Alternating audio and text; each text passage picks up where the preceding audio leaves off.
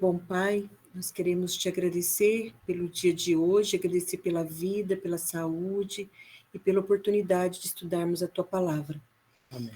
Bom Deus, nós te pedimos que o teu Santo Espírito seja conosco, seja principalmente com o Rodrigo, que vai dirigir o estudo, e também com nós outros que vamos escutar, vamos ler, que nós possamos aprender um pouco mais. Amém. E que tudo que for dito possa ser útil na nossa vida, possa aumentar a nossa fé e possa produzir frutos, que possamos ensinar outras pessoas também. Amém. Perdoa os nossos pecados, as nossas falhas, tenha misericórdia de cada um de nós. Nós te suplicamos, em nome de Jesus Cristo. Amém, Senhor. Amém. Esse aí é o primeiro estudo da vida do Ricardão aí, né?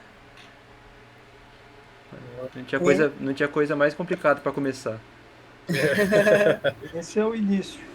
Olha só! Olha, começou bem, então. Tá vendo? Então, mais uma vez, né? Tem que começar para arrebentar. Ali era vai ou racha, né? Beleza. Nós estudamos essas últimas semanas Daniel capítulo 2. É o começo da profecia de Daniel, o sonho de Nabucodonosor. Ele sonhou com a estátua. Cada material da estátua correspondia a um rei ou reino que surgiria depois da Babilônia. Vocês se lembram que a cabeça de ouro correspondia ao reino da Babilônia, o peito de prata é o reino que conquista a Babilônia, depois vem o quadril de bronze, as pernas de ferro, os pés de ferro e barro, e depois tinha aquela pedra que era cortada sem auxílio de mãos, que representava a volta de Jesus. Nós analisamos essa profecia, e essa ideia é como se fosse esse círculo, é como se fosse um episódio de uma temporada de uma série. E aí, Daniel 7, que é o que nós vamos ver hoje, ele vai contar de novo a mesma coisa que foi contada no capítulo 2, só que ele vai expandir um pouco mais, e ele vai falar dos 4 animais.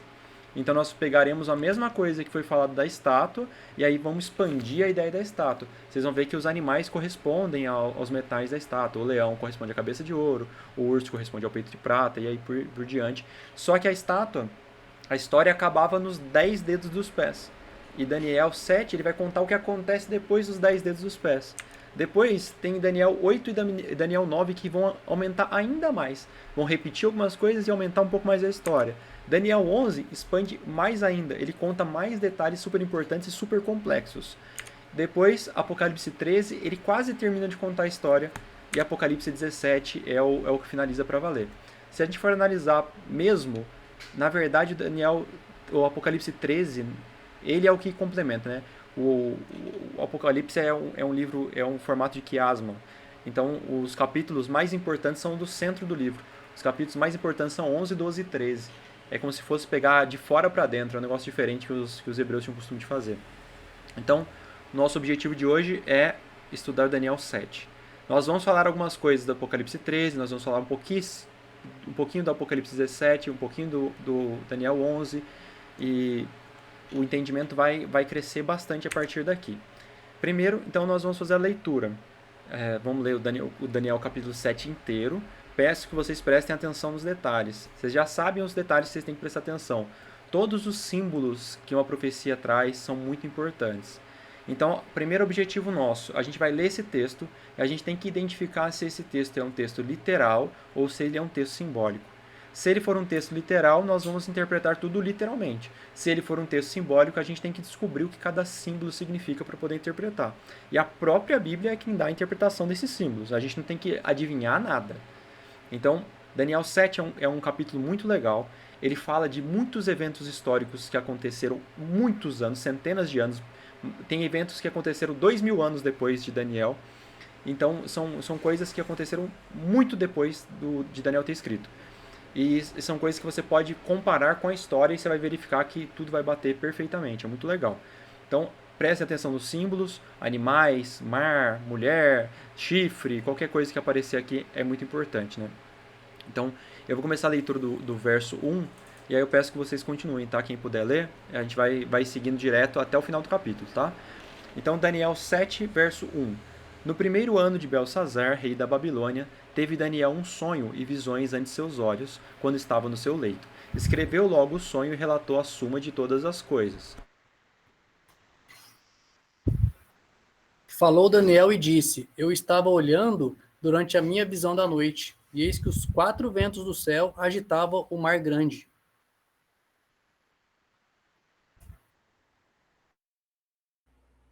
Quatro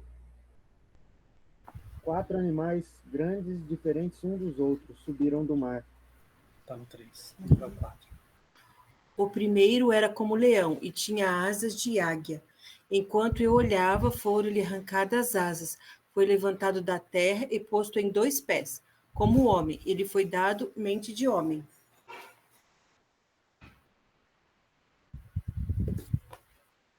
Continuei olhando, eis aqui o segundo animal, semelhante a um urso, a qual se levantou sobre um dos seus lados, na boca, entre os dentes, trazia 3 costelas. E lhe diziam: levanta-te, devora muita carne.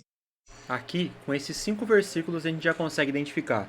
Isso aqui é um texto literal ou isso aqui é um texto simbólico? O que vocês acham? É um texto simbólico, né? Boa, Rafael. Por que ele é um texto simbólico? É um leão que tem asas de águia. Isso é uma coisa que não existe na vida real. Esse urso, todos eles saindo do mar. E a gente vai ver que tem outros animais mais absurdos ainda, como a gente vai ver no verso 6. Quem lê pra gente? Acho que sou eu de novo ou mais alguém vai ler? Eu leio. Então pode ir, Juliana. Depois disto, continuei olhando, e eis aqui outro semelhante a um leopardo, e tinha nas costas 4 asas de ave. Tinha também este animal 4 cabeças, e foi-lhe dado domínio. Esse foi o mais absurdo até agora. Um leopardo com 4 cabeças e 4 asas. E aí vem o verso 7. Depois disso eu continuava olhando das visões da noite, e eis aqui o quarto animal, terrível, espantoso e sobremodo forte, o qual tinha grandes dentes de ferro. Ele devorava... Eu perdi onde eu estava. Eu estava mutando o seu microfone, Juliano, porque fazendo barulho. Eu vou ler de novo. Depois disso eu continuava olhando as visões da noite, e eis aqui o quarto animal, terrível, espantoso e sobremodo forte, o qual tinha grandes dentes de ferro. Ele devorava e fazia em pedaços e pisava aos pés do que sobejava. Era diferente de todos os animais que apareceram antes dele e tinha 10 chifres. Esse animal é tão estranho que ele não soube nem como descrever. Ele falou que ele era terrível, que ele era espantoso, tinha 10 chifres e dentes de ferro. 8. Estando eu a observar os chifres, eis que entre eles subiu outro pequeno, diante do qual 3 dos primeiros chifres foram arrancados. E eis que neste chifre havia olhos como os de homem, e uma boca que falava com insolência. Então, mais uma coisa diferente. Um chifre que tinha olhos e uma boca que falava. 9.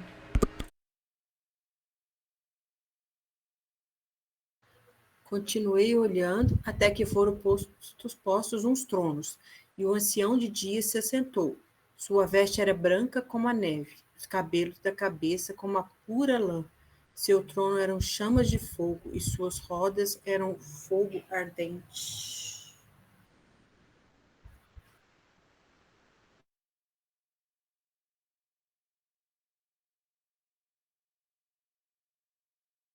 Um rio de fogo manava e saía diante dele. Milhares de milhares o serviam. Emirades de mirades estavam diante dele. Assentou-se o tribunal e se abriram os livros. Esqueci de desmontar o microfone. Então a gente está vendo uma cena de juízo. Está acontecendo um julgamento. E você vê aqui que são abertos livros, são os livros de registro das vidas das pessoas, como aparece também em Apocalipse 20. Alguém vai ler o 11? Pode deixar que eu leio.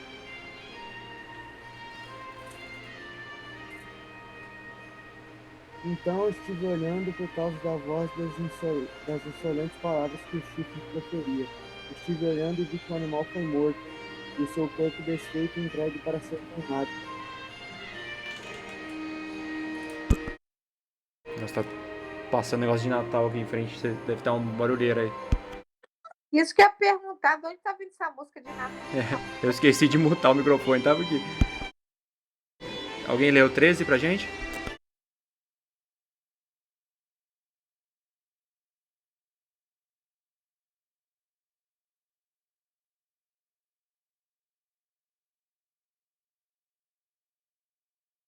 Eu estava olhando nas minhas visões da noite, e eis que vinha com as nuvens do céu um como o filho do homem, e dirigiu-se ao ancião de dias, e fizeram chegar até ele.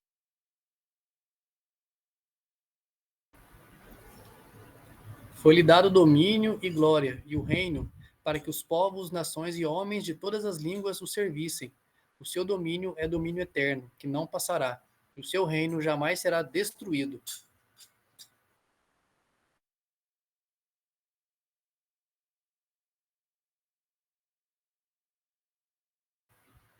Quanto a mim, Daniel, o meu espírito foi alarmado dentro de mim, e as visões da minha cabeça me perturbaram. Cheguei-me a um dos que estavam perto e lhe pedi a verdade acerca de tudo isto. Assim ele me disse e me fez saber a interpretação das coisas. Estes grandes animais, que são quatro reis que se levantarão da terra. Aqui trouxe uma informação importante. Então esses animais que a gente estava vendo na história, eles são realmente simbólicos. E esses animais, eles simbolizam reis. Aqui a palavra que aparece, a palavra para reis, ela pode significar tanto reis como reinos ou poderes. E a gente vai ver que, se você for analisar mais friamente, a gente não está falando de reis, a gente está falando de reinos. Mas isso aqui é uma informação bem importante. Ainda está um pouco de barulho aqui, se alguém puder continuar a leitura.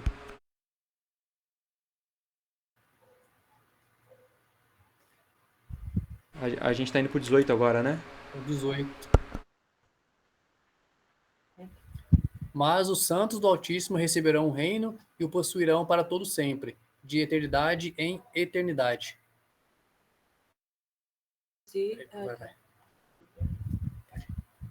Então tive desejo de conhecer a verdade a respeito do quarto animal, que era diferente de todos os outros, muito terrível, cujos dentes eram de ferro, cujas unhas eram de bronze, que devorava, fazia em pedaços e pisava aos pés o que sobejava.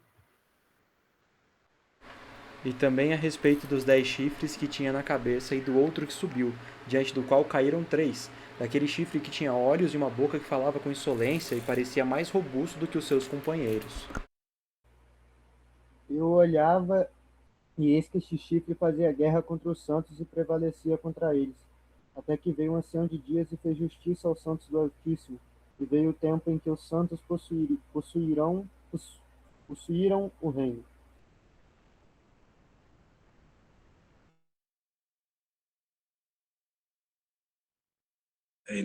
Então, então ele disse: o quarto animal será um quarto reino na terra, o qual será diferente de todos os reinos, e devorará toda a terra, e pisará aos pés, e a fará em pedaços. Os 10 chifres correspondem a 10 reis, que se levantarão daquele mesmo reino, e depois deles se levantará outro, o qual será diferente dos primeiros, e abalará a 3 reis. Proferirá palavras contra o Altíssimo, magoará os santos do Altíssimo e cuidará em mudar os tempos e a lei. E os santos lhe serão entregues nas mãos por um tempo, 2 tempos e metade de um tempo. Mas depois se assentará ao tribunal para lhe tirar o domínio, para destruir e o consumir até o fim. Então aqui nós temos vários animais que saíram do mar. Esses animais tinham características específicas. Depois a gente vê que um dos animais ele se divide em 10 chifres. Depois desses 10 chifres surge um chifre pequeno que, embora fosse pequeno, ele era mais forte que os outros, que tinha olhos como de um homem, que falava blasfêmias. E a gente vê aqui que esse chifre ele começa a fazer várias coisas contra Deus. Ele profere palavras contra Deus, ele magoa os santos de Deus, ele muda os tempos e a lei de Deus, e ele persegue o povo de Deus por um tempo determinado. O objetivo principal dessa profecia toda, se nós formos analisar mesmo, não é mostrar para Daniel assim, ó, não é Deus mostrando para Daniel assim, olha, eu sei os reinos que vão suceder na Terra, porque eu sei todas as coisas, então eu vou te dizer quais são os próximos reinos para você saber e saber que eu falo a verdade. O objetivo dessa profecia é justamente identificar quem é esse chifre pequeno, quem é esse poder que é contrário a Deus, que persegue o povo de Deus, que muda a lei de Deus. Esse chifre pequeno, esse poder, ele é o mesmo que aparece em Apocalipse 13. A besta do mar e o chifre pequeno são o mesmo poder. É o anticristo. As pessoas ficam esperando o anticristo, as pessoas falam muito sobre isso nas igrejas, né? O anticristo vai vir como se fosse um filho do diabo, um homem que vai vir e vai fazer todas aquelas coisas. Será que é isso mesmo que a profecia está falando? Então, Daniel 7 tem como objetivo principal entender quem é o anticristo. E ele vai dando todos os reinos do mundo até a chegada do anticristo. E ele fala, o anticristo chegará, ele fará tais e tais coisas, com tais e tais características, e ele vai ser derrotado. A gente vai pensar que acabou, mas um dia ele vai voltar. Então, o nosso objetivo principal é entender quem é o chifre pequeno, que é o anticristo, quais são as suas características.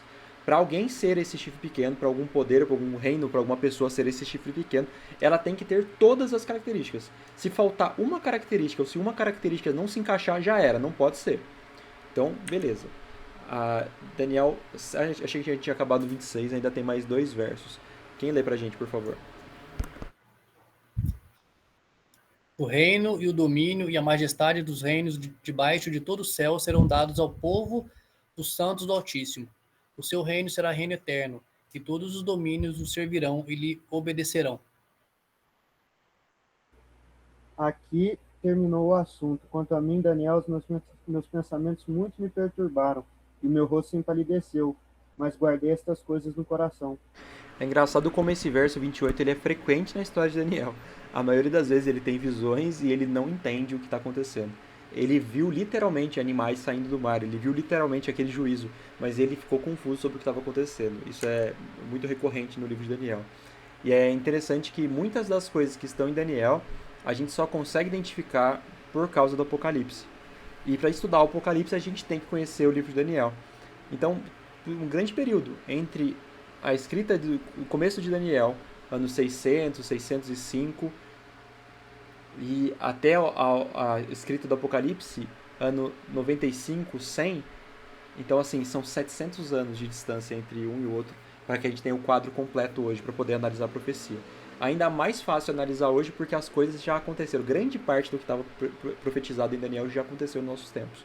Então, agora, como sempre, voltamos no verso 1, a gente vai analisando agora verso por verso, detalhe por detalhe. E aí eu vou fazer umas perguntas para vocês. Pode falar. Antes de começar, eu te mandei uma imagem de um bicho que existiu que parece com a descrição do bicho terrível espantoso. Aí você dá uma olhada. Tá bom, depois eu vejo sim. Quem lê pra gente Daniel 7:1?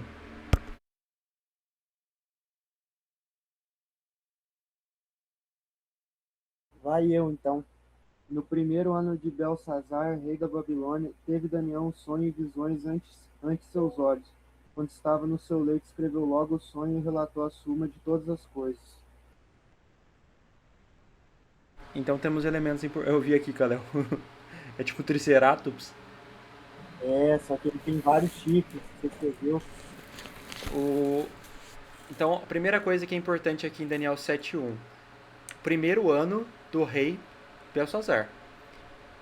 Quem é Belsazar? Belsazar é neto de Nabucodonosor, famoso Nabucodonosor das histórias de capítulo 1, 2, 3, 4 de Daniel. Belsazar, ele nunca foi realmente rei da Babilônia. Ele era filho do rei Nabonido. Mas o Nabonido passava mais tempo fora da Babilônia, na cidade de Teima, onde ele adorava o deus da lua Sim, do que na cidade da Babilônia em si. Então, durante todos os anos em que o Nabonido esteve fora, Belsazar era regente da Babilônia. Inclusive, na história do capítulo 5, quando conta da queda da Babilônia, Daniel capítulo 5, nós vemos lá falando que Belsazar era o rei da Babilônia naquele momento. Mas, na verdade, ele rei mesmo nunca foi. Mas como ele era o regente e tomava conta do reino, ele estava na posição de rei ali. Ele fez isso, ele foi regente durante 14 anos. E ele foi um cara extremamente contrário a Deus, a gente vai falar mais sobre isso depois. Daniel teve algumas visões. Em alguns momentos Daniel tem sonhos, em outros ele tem visões, mas isso aí são revelações de Deus para os profetas, para que ele mostre as coisas importantes para a nossa salvação. Amós 3,7 fala assim: certamente o Senhor Deus não fará coisa alguma sem primeiro revelar o seu segredo aos seus servos, os profetas. O que isso quer dizer? As coisas mais importantes que vão acontecer no mundo e que têm influência para a nossa salvação, elas estão reveladas. Então, essas profecias foram reveladas para Daniel com o objetivo de salvação, para que nós entendamos quem são esses poderes contrários a Deus, o que eles vão fazer, como eles vão fazer, para que a gente esteja preparado para quando isso acontecer. Porque eles vão contra a Bíblia, contra a palavra de Deus e contra os ensinamentos de Deus. Então, entendendo como é que o inimigo vai trabalhar, a gente entende como ele se defende. Versos 2 e 3, quem lê pra gente?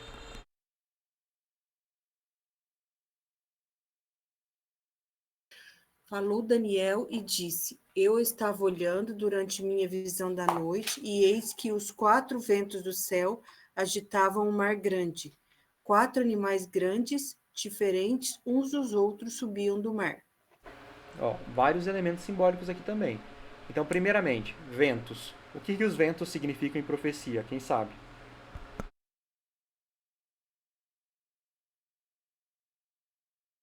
Guerras, né? Boa, Juliana. Guerras. Jeremias ele faz uma comparação entre o vento e guerras. Então, os ventos significam guerras. O mar significa povos. Povos. Apocalipse 17,15 fala: falou-me ainda, as águas que viste, onde a meretriz está assentada, são povos, multidões, nações e línguas. Isso aqui eu acho bem legal porque Daniel, escrito no ano 553, esse capítulo aqui. João escreveu isso aí ano 95, 100 depois de Cristo. Então um é 553 a.C., o outro é no 95, 100 depois de Cristo. Durante esse tempo inteiro, ninguém sabia o que significava o mar. Foi só João que foi revelar ali muito tempo depois. Hoje a gente consegue entender melhor. Então, os ventos são guerras e o mar são povos. Animais são... O capítulo 7 Daniel mesmo falou pra gente. Não sei se alguém se atentou, mas eu acho que vocês sabem, né? Animais são... reinos, né? Reinos. Então, animais são reis, reinos ou poderes. Vai depender do que estiver falando. Às vezes podem ser reis, às vezes podem ser reinos, às vezes são poderes. Esses grandes animais, que são 4 reis que se levantarão da terra.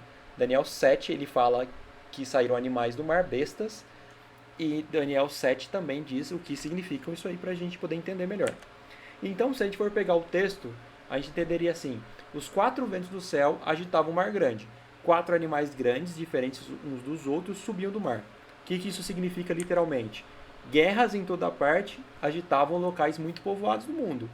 4 reis, reinos ou poderes, grandes, diferentes uns dos outros, subiam desses lugares povoados. Então, o que Daniel viu literalmente foram animais saindo do mar. O que isso significa? Que as guerras estavam acontecendo, cada hora surgia um reino que dominava o reino anterior e se tornava cada vez maior e mais forte. E esses reinos estavam agitando as pessoas, esses mares de povos. O primeiro animal que Daniel vê é um leão, e é um leão com asas de águia. Isso aqui é uma coisa interessante. Se a gente for analisar, é um símbolo muito forte da Babilônia. Quando Daniel olhou para esse leão com asas de águia, ele certamente pensou na Babilônia, porque ele certamente cruzou inúmeras vezes com desenhos, esculturas e símbolos na Babilônia de leões com asas. É engraçado que aqui em São Lourenço tem bastante disso, né? No Parque das Águas, tinha na pracinha. Eu trabalhei com o William, né, o que ia ser vereador, ele tinha um projeto que ele queria renovar esses leões. Aí eu expliquei justamente isso para ele, que eu não concordo com esse negócio não, que é coisa pagão. Herege. Vamos lá, Daniel 7,4.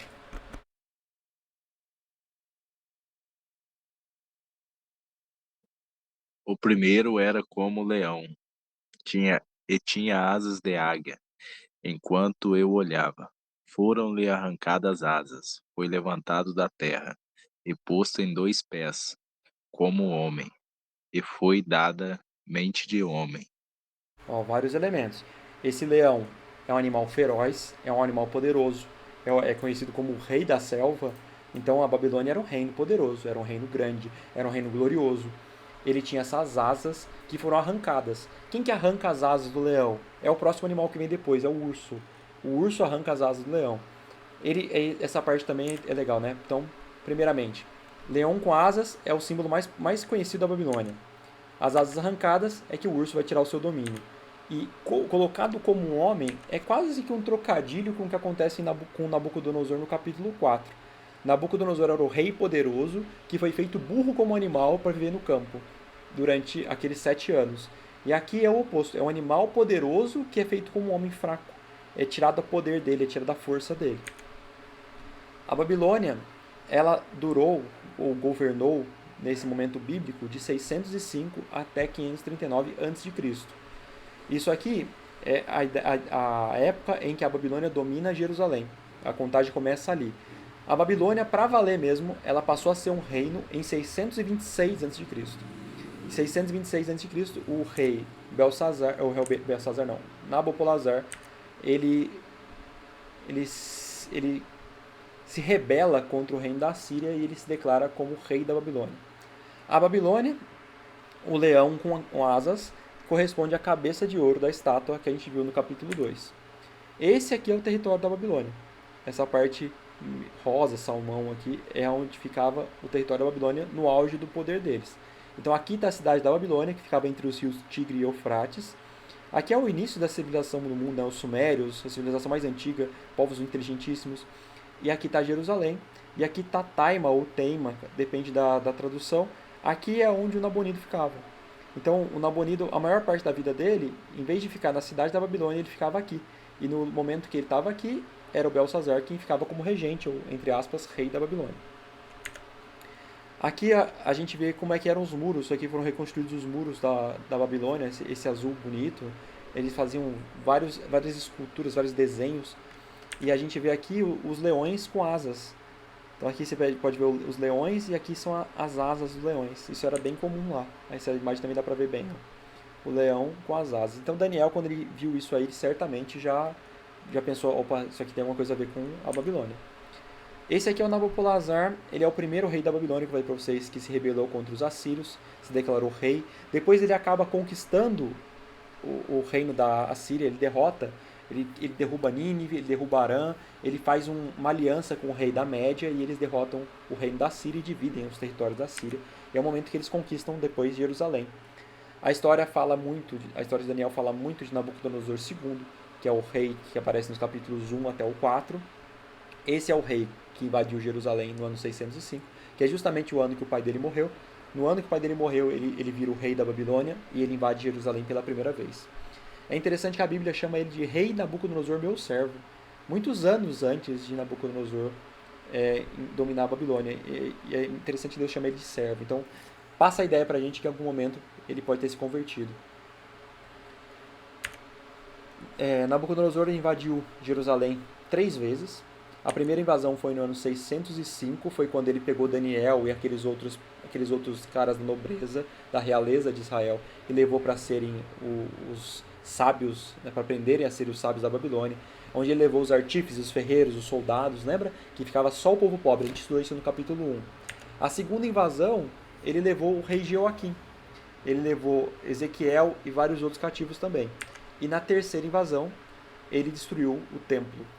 A destruição do templo, essa destruição famosa, aconteceu na terceira invasão. Então a primeira em 605, a segunda em 597 a.C. e a terceira em 586, foi quando o templo foi destruído. Aqui, no caso, né, o templo de Salomão. Depois que o Nabucodonosor morreu, quem assumiu o reino foi o filho dele, Amel-Marduk. Amel-Marduk, ele foi rei só por 2 anos e ele foi assassinado. A gente não sabe direito o que aconteceu, essa parte da história é muito nebulosa e tem pouca informação. A gente sabe que Amel-Marduk assume quando Nabucodonosor morre, a gente sabe que ele reinou por 2 anos e foi assassinado, e que por 4 anos a Babilônia ficou uma bagunça. Ninguém sabe direito o que aconteceu, várias pessoas traindo e virando rei e morrendo, e várias coisas aconteceram nesse período. Mais ou menos 4 anos. Depois desse período, esse cara aí, Nabonido, quem assume. Nabonido não era parente de Nabucodonosor. Muita gente pode pensar que Nabonido era um dos filhos de Nabucodonosor porque Belsazar era neto de Nabucodonosor. Mas Nabonido não era. Nabonido, segundo Heródoto, ele se casou com a filha de Nabucodonosor. Depois que ele se casou com a filha de Nabucodonosor, ele conquista o reino, ele se casa com a filha de Nabucodonosor, e aí ele se torna, né, o pai do Belsazar, que é muito famoso que aparece no capítulo 5 de Daniel. O Belsazar era um rei idólatra, ele era um rei arrogante, e ele estava fazendo profanações com as coisas do santuário de Deus, naquela história famosa onde aparece a escrita na parede. Essa escrita na parede aparece justamente no último dia da Babilônia, do reino da Babilônia. Isso aqui é interessante porque nessa noite o reino do urso aparece e toma a Babilônia. Belsazar é morto e a Babilônia é conquistada por esse outro povo. Então é interessante a gente pensar uma coisa. Algumas pessoas podem dizer: Nabucodonosor é o leão, Nabucodonosor é a cabeça de ouro da estátua do capítulo 2. Mas na verdade não. A história da Babilônia ela começa antes de Nabucodonosor, com o pai dele, Nabopolassar, e ela termina muito tempo depois de Nabucodonosor, com o neto dele, Belsazar. Então, a verdade é que os reis não são tão importantes assim no quadro geral. O que é importante para a gente é o reino em si, o reino da Babilônia, que caiu em 12 de outubro de 539 a.C. E ele cai justamente para o próximo animal, que é o urso. Esse urso tem algumas características. Esse urso ele é mais forte de um lado do corpo do que do outro. Esse urso carrega 3 costelas na boca. E esse urso também sai do mar. Então, o urso luta contra o leão. E o urso arranca as asas do leão e derrota o leão e se torna a nação mais importante da Terra naquele momento. Daniel 7, verso 5 vai falar sobre as características do urso. E eu peço para alguém ler para mim, por favor.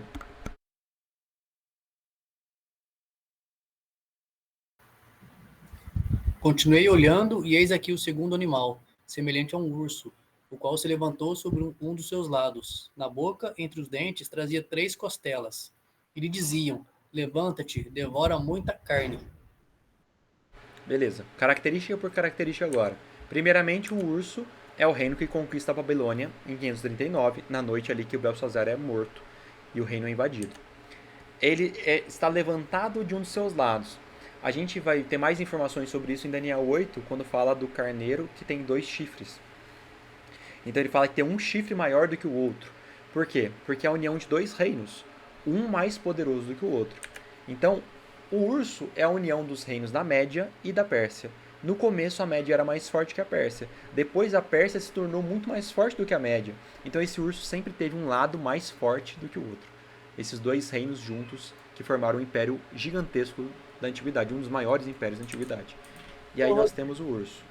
Pode falar. O urso ele representa a aliança da Média e da Pérsia e futuramente só a Pérsia, então, né? Chega uma hora que ele vira somente a Pérsia, assim.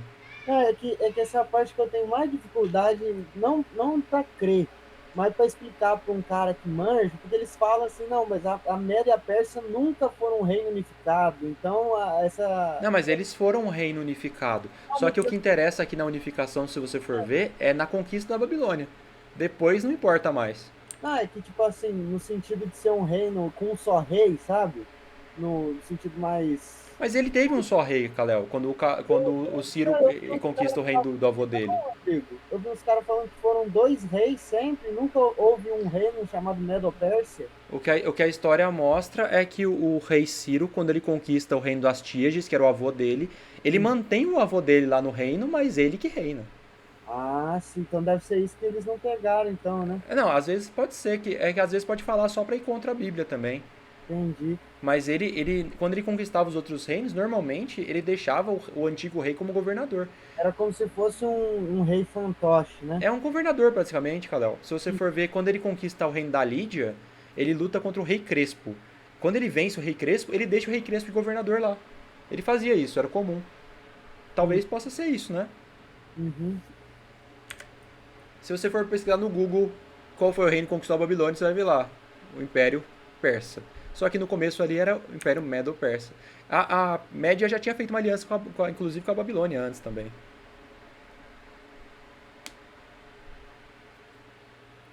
O Alan colocou aqui: de toda forma, os animais simbolizam reinados, não anulando a interpretação profética. Isso aí. O urso, ele corresponde ao peito de prata da estátua do capítulo 2. O reino da Medo-Pérsia ele durou de 539 até o ano 331 a.C. Esse aqui é o mapa do território da Medo-Pérsia no auge. É gigantesco, é um dos maiores impérios que o mundo já viu. É engraçado que a gente vê aqui era onde é o reino da Babilônia, né? Olha como que o reino da Babilônia ficou pequenininho perto de tudo que a Medo-Pérsia conquistou. Inclusive, assim, a gente vê que o urso tem 3 costelas na boca. a conquista da Lídia, a conquista da Babilônia e a conquista do Egito. Então vamos lá. O urso tinha 3 costelas. Cada costela é um osso de um animal que ele conquistou, que ele devorou.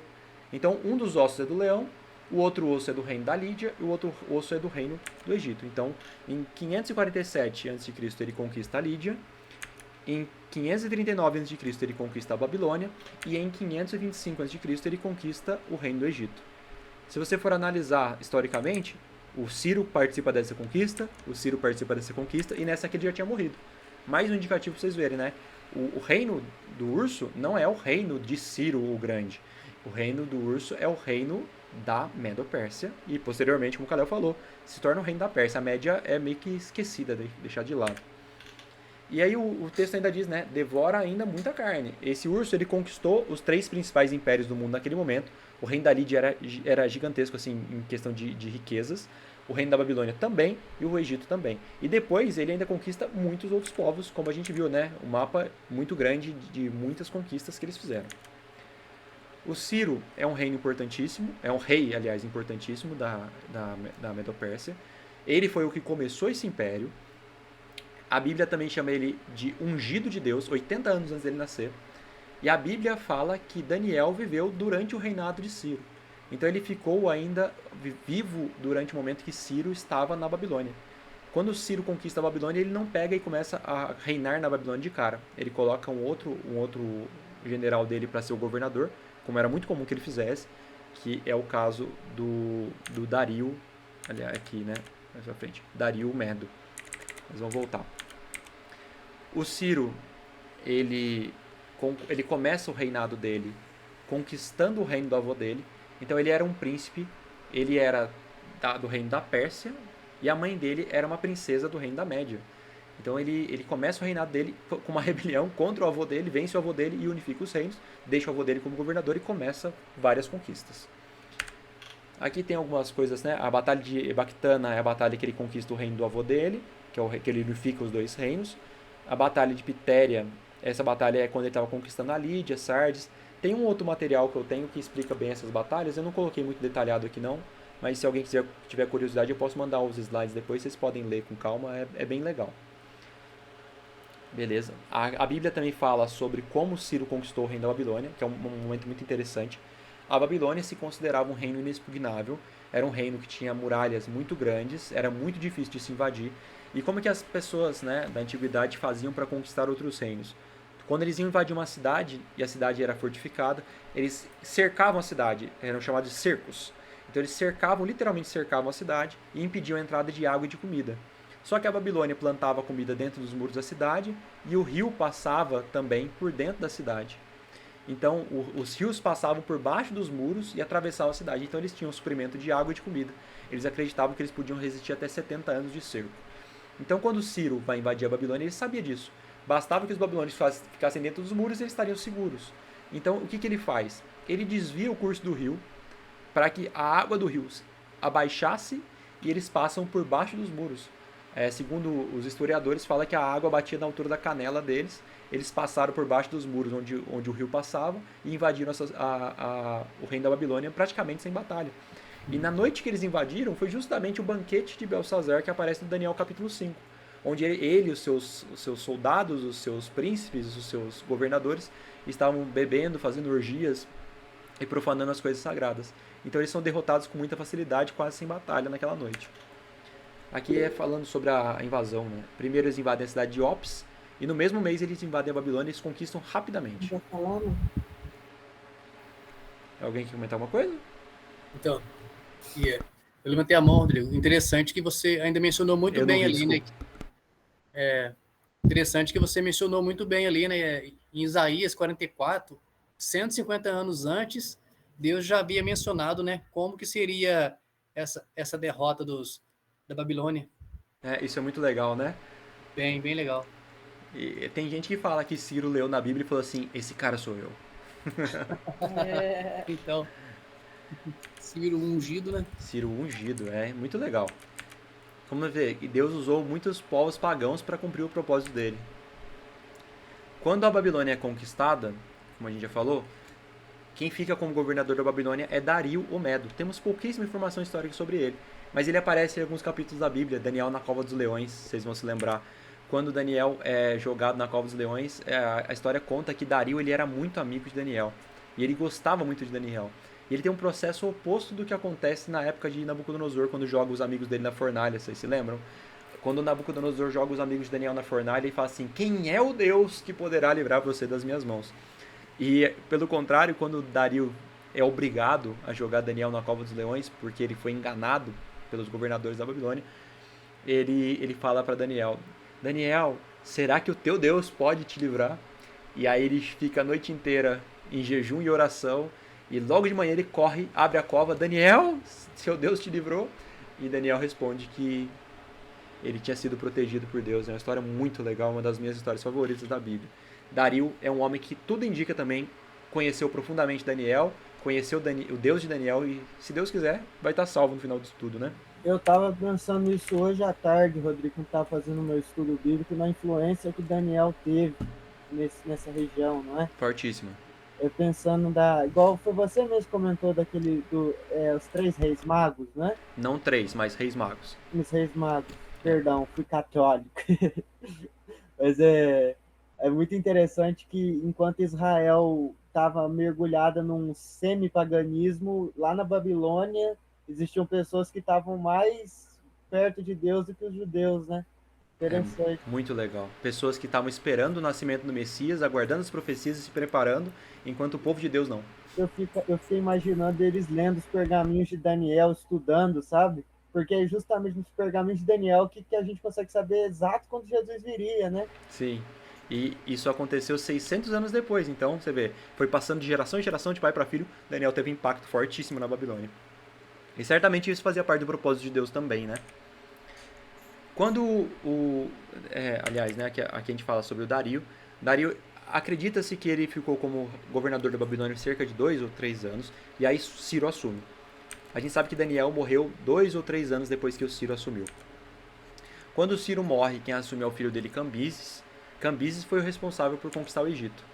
E depois que Cambises morre, acontece uma série de traições. Tem a história do falso Esmerdes, talvez vocês conheçam. Isso aí às vezes aparece na escola sabatina. E aparece bastante em Daniel 11 também. Então a gente tem a história do falso Esmerdes.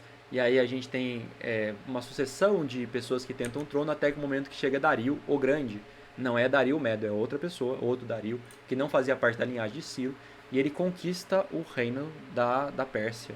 E aí eu acredito que a partir daqui já não fala muito mais de Medo-Pérsia, Kalel. Isso aqui acontece bastante tempo depois. E Dario foi responsável por extremas conquistas do reino, do império, né, da Pérsia. Dario é pai do Xerxes, aquele famoso do filme dos 300. E o Xerxes também aparece na história bíblica. E é o Xerxes quem se casa com a rainha Esther. A gente fala, é chamado na Bíblia de Assuero. É um dos nomes pelo qual o Xerxes era conhecido. Dario ele foi reconhecido pela sua administração. Ele administrou um reino gigantesco. Aqui tem alguns detalhes legais, se alguém quiser depois pausa e pode ler. E aí chega o próximo animal, o terceiro animal, que é um leopardo com 4 cabeças e 4 asas, também que saiu do mar. Esse leopardo é o responsável por ter derrotado o urso. Ele derrota o urso e ele se torna então a nação mais poderosa da Terra naquele momento. Quem que é o leopardo? É só olhar na história. Na época de Daniel ficava difícil, né? Na época de Daniel nem imaginava quem seria esse leopardo. O reino da Média e da Pérsia existiam na época de Daniel, mas eu tenho certeza que ele nunca deve ter ouvido falar desse reino do leopardo. Mas esse reino é o reino que historicamente conquista o reino da Medo-Pérsia, que derrota o urso. Daniel 7,6, quem lê pra gente?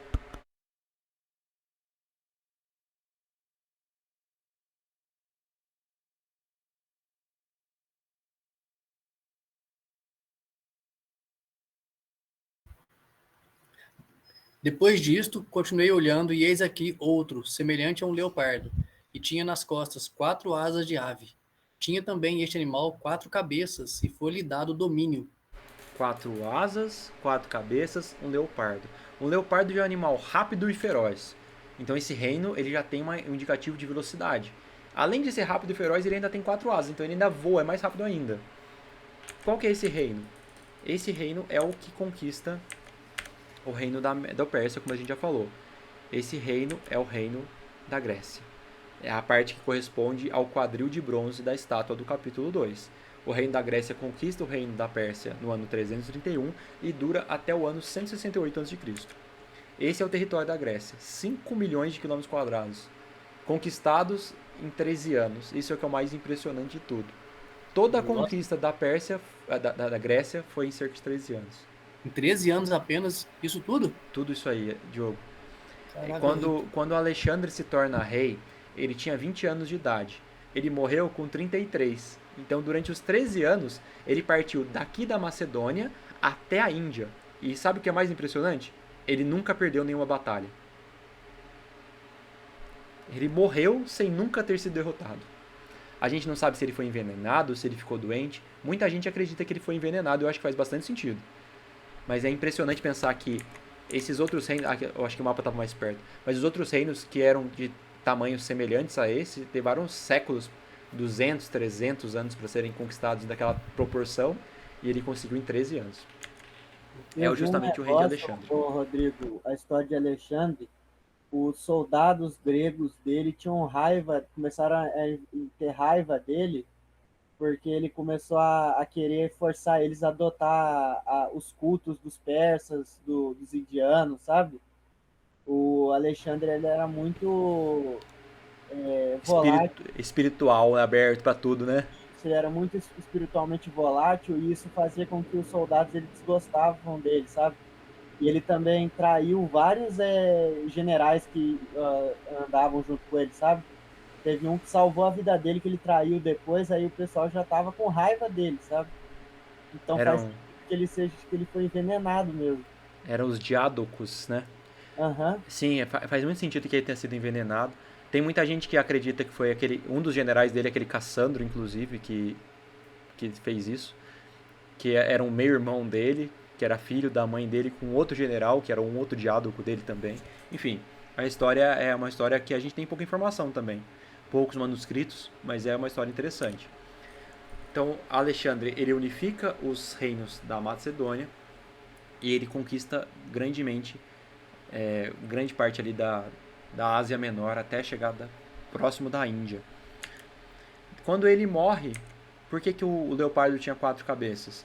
Porque quando Alexandre, que era o principal rei daquele momento, morre, o reino dele se divide em 4 partes. A gente sabe que historicamente se dividiu em mais do que 4 partes, mas foram 4 partes relevantes historicamente. Primeiramente, o reino de Ptolomeu no Egito, que é o rei do sul, na profecia de Daniel 11. Temos também o reino de Seleuco, que é o rei do norte, na profecia de Daniel 11. Temos Cassandro, que é quem provavelmente envenenou Alexandre, é o que os historiadores acreditam, mas não temos comprovação, e Lisímaco. Então, os generais, os 4 principais generais, 4 principais diádocos de Alexandre, eles são as 4 cabeças do leopardo. Na verdade, eles não, né? Mas os reinos que eles dominaram.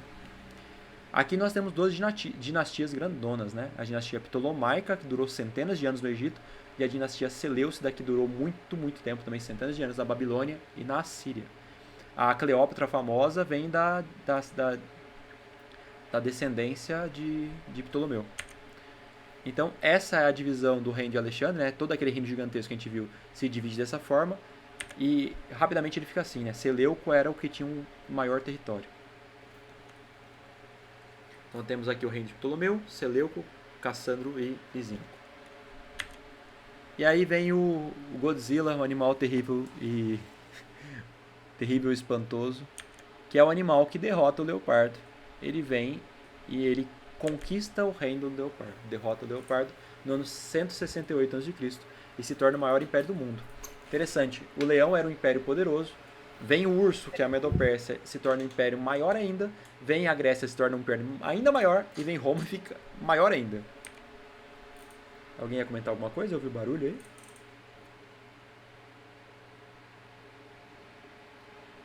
Acho que não, né? Não, tranquilo. Beleza, então, Diogo, aproveita pra gente ler o 7.7. 7.7. Depois disto, eu continuava olhando nas visões da noite, e eis aqui o 4º animal, terrível, espantoso e sobremodo forte, o qual tinha grandes dentes de ferro, Ele devorava e fazia em pedaços, e pisava aos pés o que sobejava. Era diferente de todos os animais que apareceram antes dele e tinha 10 chifres. Quem é o animal terrível e espantoso? É só olhar historicamente quem foi o responsável por dominar a Grécia.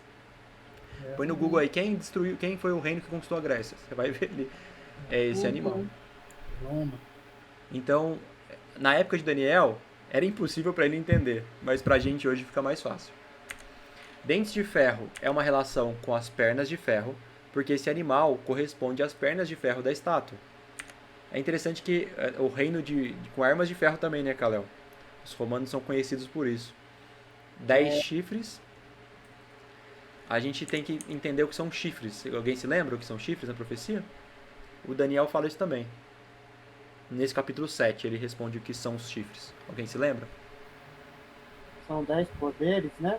10 poderes. Isso aí. São 10 reis, reinos ou poderes que vão surgir futuramente daquele mesmo reino.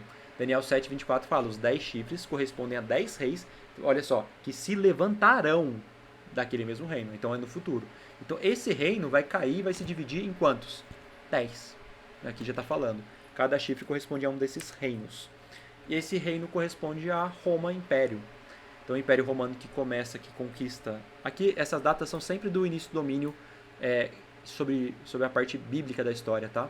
Ano 168 e dura até 476 depois de Cristo. Então ele começa 168 a.C. e termina 476 depois de Cristo. Ele foi o reino mais longevo de todos esses que a gente viu até aqui. A Babilônia foi o que durou menos. A Babilônia durou 70 e poucos anos. E ele corresponde, como a gente já falou, às pernas de ferro. Aí, Diogo, a Bruna fala que esse aqui é o animal terrível e espantosinho.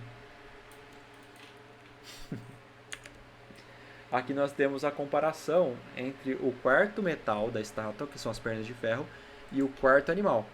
Então, olha só, o metal, Daniel 2 fala que ele será forte, o animal, sobremodo forte. O metal será forte como ferro, e esse animal tinha dentes de ferro. Quebra e faz em pedaços, devora e faz em pedaços. Divisão em 10 dedos, 10 artelhos, divisão em 10 chifres. As divisões são reinos, as divisões são reinos. Você vê? Encaixa perfeitamente. Então nós vemos claramente que o quarto metal corresponde ao quarto animal. E esse aqui é o território do Império Romano. Tem território gigantesco. Quando a gente vê a história que fala que ele se divide em 10, nós estamos falando da parte do Império Romano Ocidental. O Império Romano Oriental ainda durou mais tempo. O que é relevante para a gente historicamente dos 10 chifres é a parte da Europa. Daniel 7:8. Estando eu a observar os chifres, eis que entre eles subiu outro pequeno. Opa, esse chifre pequeno é a besta do mar do Apocalipse 13, é o anticristo. Diante do qual 3 dos primeiros chifres foram arrancados. Então, esse animal, diferente de todos os animais anteriores, o leão foi derrotado pelo urso. O urso foi derrotado pelo leopardo, o leopardo foi derrotado pelo animal terrível. Mas o animal terrível, ele não é derrotado por nenhum outro reino maior que vem depois dele. Ele, no auge da sua força, ele fica tão grande que ele começa a ter problemas para poder manter aquilo ali tudo funcionando unificado. E aí ele começa a ser minado por várias tribos. E esse poder começa a se desgastando, começa a ir caindo, começa a ir quebrando, começa a ir ficando cada vez mais frágil, a ponto que essas tribos começam a se dividir. Então esse império, em vez de ser dominado por um império maior, ele começa a ser repartido em porções pequenas, que são justamente as tribos bárbaras. Então esses chifres são 10 reinos que surgiram no quarto animal. São os 10 reinos mais relevantes, os 10 primeiros países da Europa, que hoje são muito mais que 10. O chifre pequeno que surge depois, ele também é importante. Ele também é um poder que surge do território de Roma Ocidental. Ele representa o poder do anticristo. E ele surge depois da divisão em 10 reinos. A gente vai falar mais sobre isso daqui a pouco, porque a ordem que as coisas acontecem ela é muito importante. 3 chifres arrancados, nós estamos falando de 3 reinos, Érulos, Vândalos e Ostrogodos, que foram destruídos pelo chifre pequeno. A gente vê em Daniel 8 que o chifre pequeno é um poder controlado por Satanás. Ele é um poder que é levado por Satanás para cumprir os seus propósitos, é o poder do anticristo. Essa é a divisão do Império Romano Ocidental. Ele foi dividido em 10 reinos que deram origem aos primeiros 10 países da Europa. E temos 3 que foram extintos, Vândalos, Ostrogodos e Érulos, que são justamente os 3 chifres que foram arrancados. Então, a gente tem que analisar todos esses eventos até aqui, tá? Então a gente vai fazer uma recapitulação de tudo que aconteceu até aqui. prestando atenção nos detalhes, porque eles são importantes. Isso aqui é bem relevante para o que a gente vai ver daqui a pouco. Então, temos que pensar assim, cada animal ele vem sequencialmente logo em seguida do outro. Não tem um intervalo de tempo entre um. Não é a Babilônia, ela vai ser derrotada e passa um tempão e vem o urso. Não.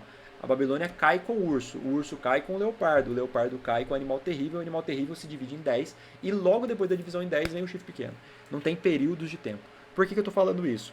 Porque é muito comum se explicar que o chifre pequeno, o anticristo, é um poder que vai surgir no futuro.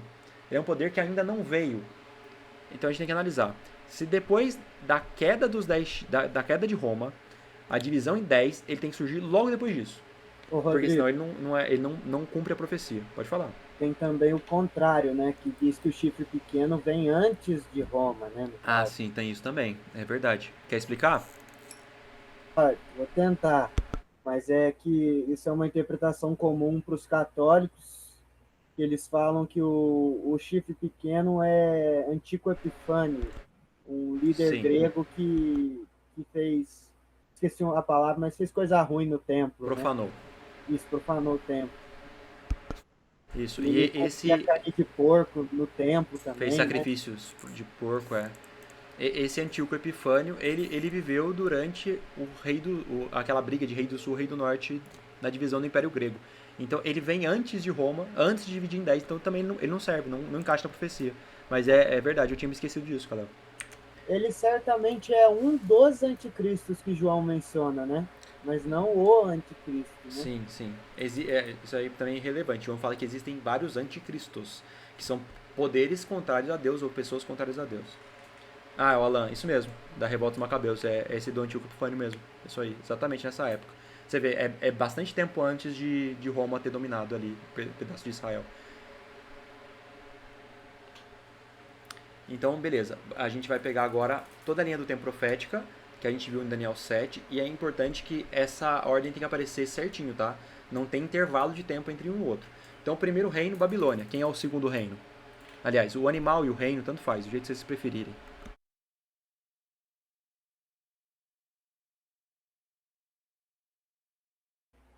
É o urso. Que corresponde à Medo-Pérsia. Depois disso, Leopardo, que é a Grécia, que quando Alexandre morre, se fragmenta em 4 principais reinos. Depois temos Roma Imperial, e Roma Imperial não cai para um reino maior, ele se divide em 10. Quando ele se divide em 10, esses 10 reinos, esses 10 primeiros reinos eram chamados de 10 tribos bárbaras. Depois deles surge um chifre pequeno, em Roma também. Esse chifre pequeno, quando surge como um poder, ele destrói 3 dos chifres anteriores. É o que Daniel fala.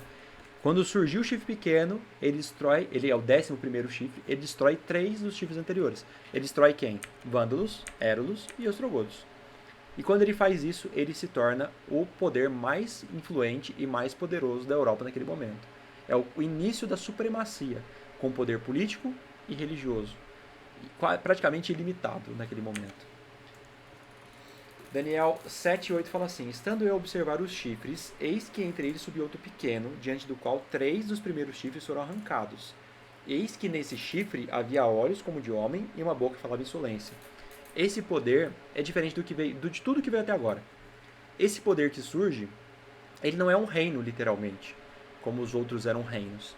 Quando a Europa se divide em 10 e surge esse poder que destrói 3, esse poder que destrói 3 era um poder religioso. E era um poder religioso que começa uma briga contra Deus. Olha que curioso. Ele falava com insolência. A boca que falava com insolência, ela falava blasfêmias. Como é que a gente sabe que ela falava blasfêmias? Porque em Apocalipse 13, quando fala da besta do mar, que é o chifre pequeno, fala assim: foi-lhe dado uma boca que proferia arrogâncias e blasfêmias e autoridade para agir 42 meses. 42 meses, tempo, metade de um tempo, e 1260 anos são a mesma coisa, mas eu não vou me demorar nisso. Verso 6. Esse poder, que é o chifre pequeno, que é a besta do mar, abriu a boca em blasfêmia contra Deus, para lhe difamar o nome e difamar o tabernáculo, a saber, os que habitam no céu. Então, esse poder faz arrogâncias e blasfêmias, ele fala com insolência. Então, ele começa a agir contra Deus. E aí, a gente pergunta, todo mundo aqui sabe, o que é blasfêmia? Quem que me diz? Aliás, existem muitas formas de blasfêmia, mas a gente pega 2 exemplos principais aqui, dos quais Jesus mesmo foi acusado. Primeiro é se dizer como Deus, né? Blasfêmia que falou com Jesus foi quando sobre perdoar pecados, né? Aí, vocês pegaram... Ele falou assim, os seus pecados são perdoados, né? Os fariseus falaram que ele estava blasfemando. Boa. O Calel e a Juliana falaram os 2 pontos que eu pensei também. Então, João 10:33 fala: Responderam-lhe os judeus, estão falando com Jesus, não é por boa obra que te apedrejamos, e sim por causa da blasfêmia, pois sendo tu homem, te fazes Deus a ti mesmo. Então, Jesus tinha se declarado Deus, e eles falaram que isso era blasfêmia. Então, esse poder que surge depois da divisão da Europa em 10, que surge destruindo 3 reinos, que surge cometendo blasfêmias, ele tem que se declarar Deus na Terra. E é justamente o que a gente vai ver a partir de agora com textos do Catecismo. Nós veremos o que o próprio Catecismo fala sobre isso. A gente vê aqui, in persona Christi Captis, esse aqui é a doutrina 1548 do Catecismo. Vocês podem pesquisar no Google, vocês vão achar, vocês acham o Catecismo online, vocês podem pesquisar, vocês vão ver que está exatamente assim. Essa aí é uma foto que eu tirei do Catecismo que eu tenho. No serviço eclesial do ministro ordenado, é o próprio Cristo que está presente em sua igreja como cabeça de seu corpo. O sacerdote, em virtude do sacramento da ordem, age na pessoa de Cristo. Na verdade, o ministro faz as vezes do próprio sacerdote Cristo Jesus. Se na verdade o ministro é assimilado ao sumo sacerdote, por causa da consagração sacerdotal que recebeu, goza do poder de agir pela força do próprio Cristo que representa. Pelo ministério ordenado, especialmente dos bispos e dos presbíteros, a presença de Cristo como chefe da igreja torna-se visível no meio da comunidade dos fiéis. O bispo é como a imagem viva do Deus Pai. Se você for ver os textos do Catecismo, você vai ver claramente, e declarações papais, principalmente na Antiguidade, você vai perceber que os papas se declaravam Deus na Terra. Eles não eram representantes de Deus, eles não eram servos de Deus, profetas de Deus, não. Eles se declaravam o próprio Deus encarnado. O sacramento da ordem comunica um poder sagrado que é o próprio poder de Cristo. E aqui tem a imagem que o Calel gosta, né, Calel? Do Papa sentado entre os 2 querubins, igualzinho na Arca da Aliança, onde tinha o Shekinah. 2 querubins e a presença de Deus. Aqui temos 2 querubins e o próprio Deus encarnado, como diz o Catecismo. Aqui tem um site católico que fala: o que significa dizer que o Papa é o vigário de Cristo? O que é vigário? Vigário é o substituto. E aqui temos a comparação, né, da Arca da Aliança e do Papa. Dizer que o Papa é o vigário de Cristo significa que qualquer coisa que ele diz tem o valor de uma palavra de Jesus? O que é vigário? Aquele que substitui o outro. Religioso que, investido dos poderes de outro, exerce em seu nome suas funções. Então ele está dizendo o quê? Que ele substitui Cristo. Aliás, a palavra vigário é substituto, né? Então ele substitui Cristo, ele é o intercessor, ele é a ponte entre Deus e os homens. Jesus deixa claro que ele é o único intercessor, que ele é a única ponte. E o Papa se coloca nessa posição. Aqui fala assim, ó, que o Papa, o substituto de Cristo, tem na igreja o pleno e supremo e universal poder que pode exercer livremente. É perpétuo e visível fundamento da unidade. O seu ministério é somente uma das maneiras em que Cristo se torna presente na igreja. Aqui também, aqui a palavra pontífice, né, a ponte entre Deus e os homens, ele fala sobre a teoria da evolução e do Big Bang. Ele fala assim que Deus não pode ter criado as coisas como está escrito no relato da Bíblia, porque Deus não é um mágico com uma varinha mágica. Como se... é ridículo. Como se ele fosse limitar o poder de Deus. Não, Deus não pode ter falado e acontecido igual está na Bíblia, isso é impossível. Como se algo fosse impossível para Deus. E ele é contra a própria Bíblia.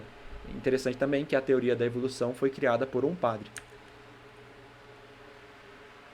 Quando lemos a respeito da criação em Gênesis, corremos o risco de imaginar que Deus era um mágico com uma varinha mágica. Não é a teoria da evolução, Rodrigo, a teoria do Big Bang. É isso, desculpa, teoria do Big Bang, Kalel. Eu pensei uma coisa e falei outra.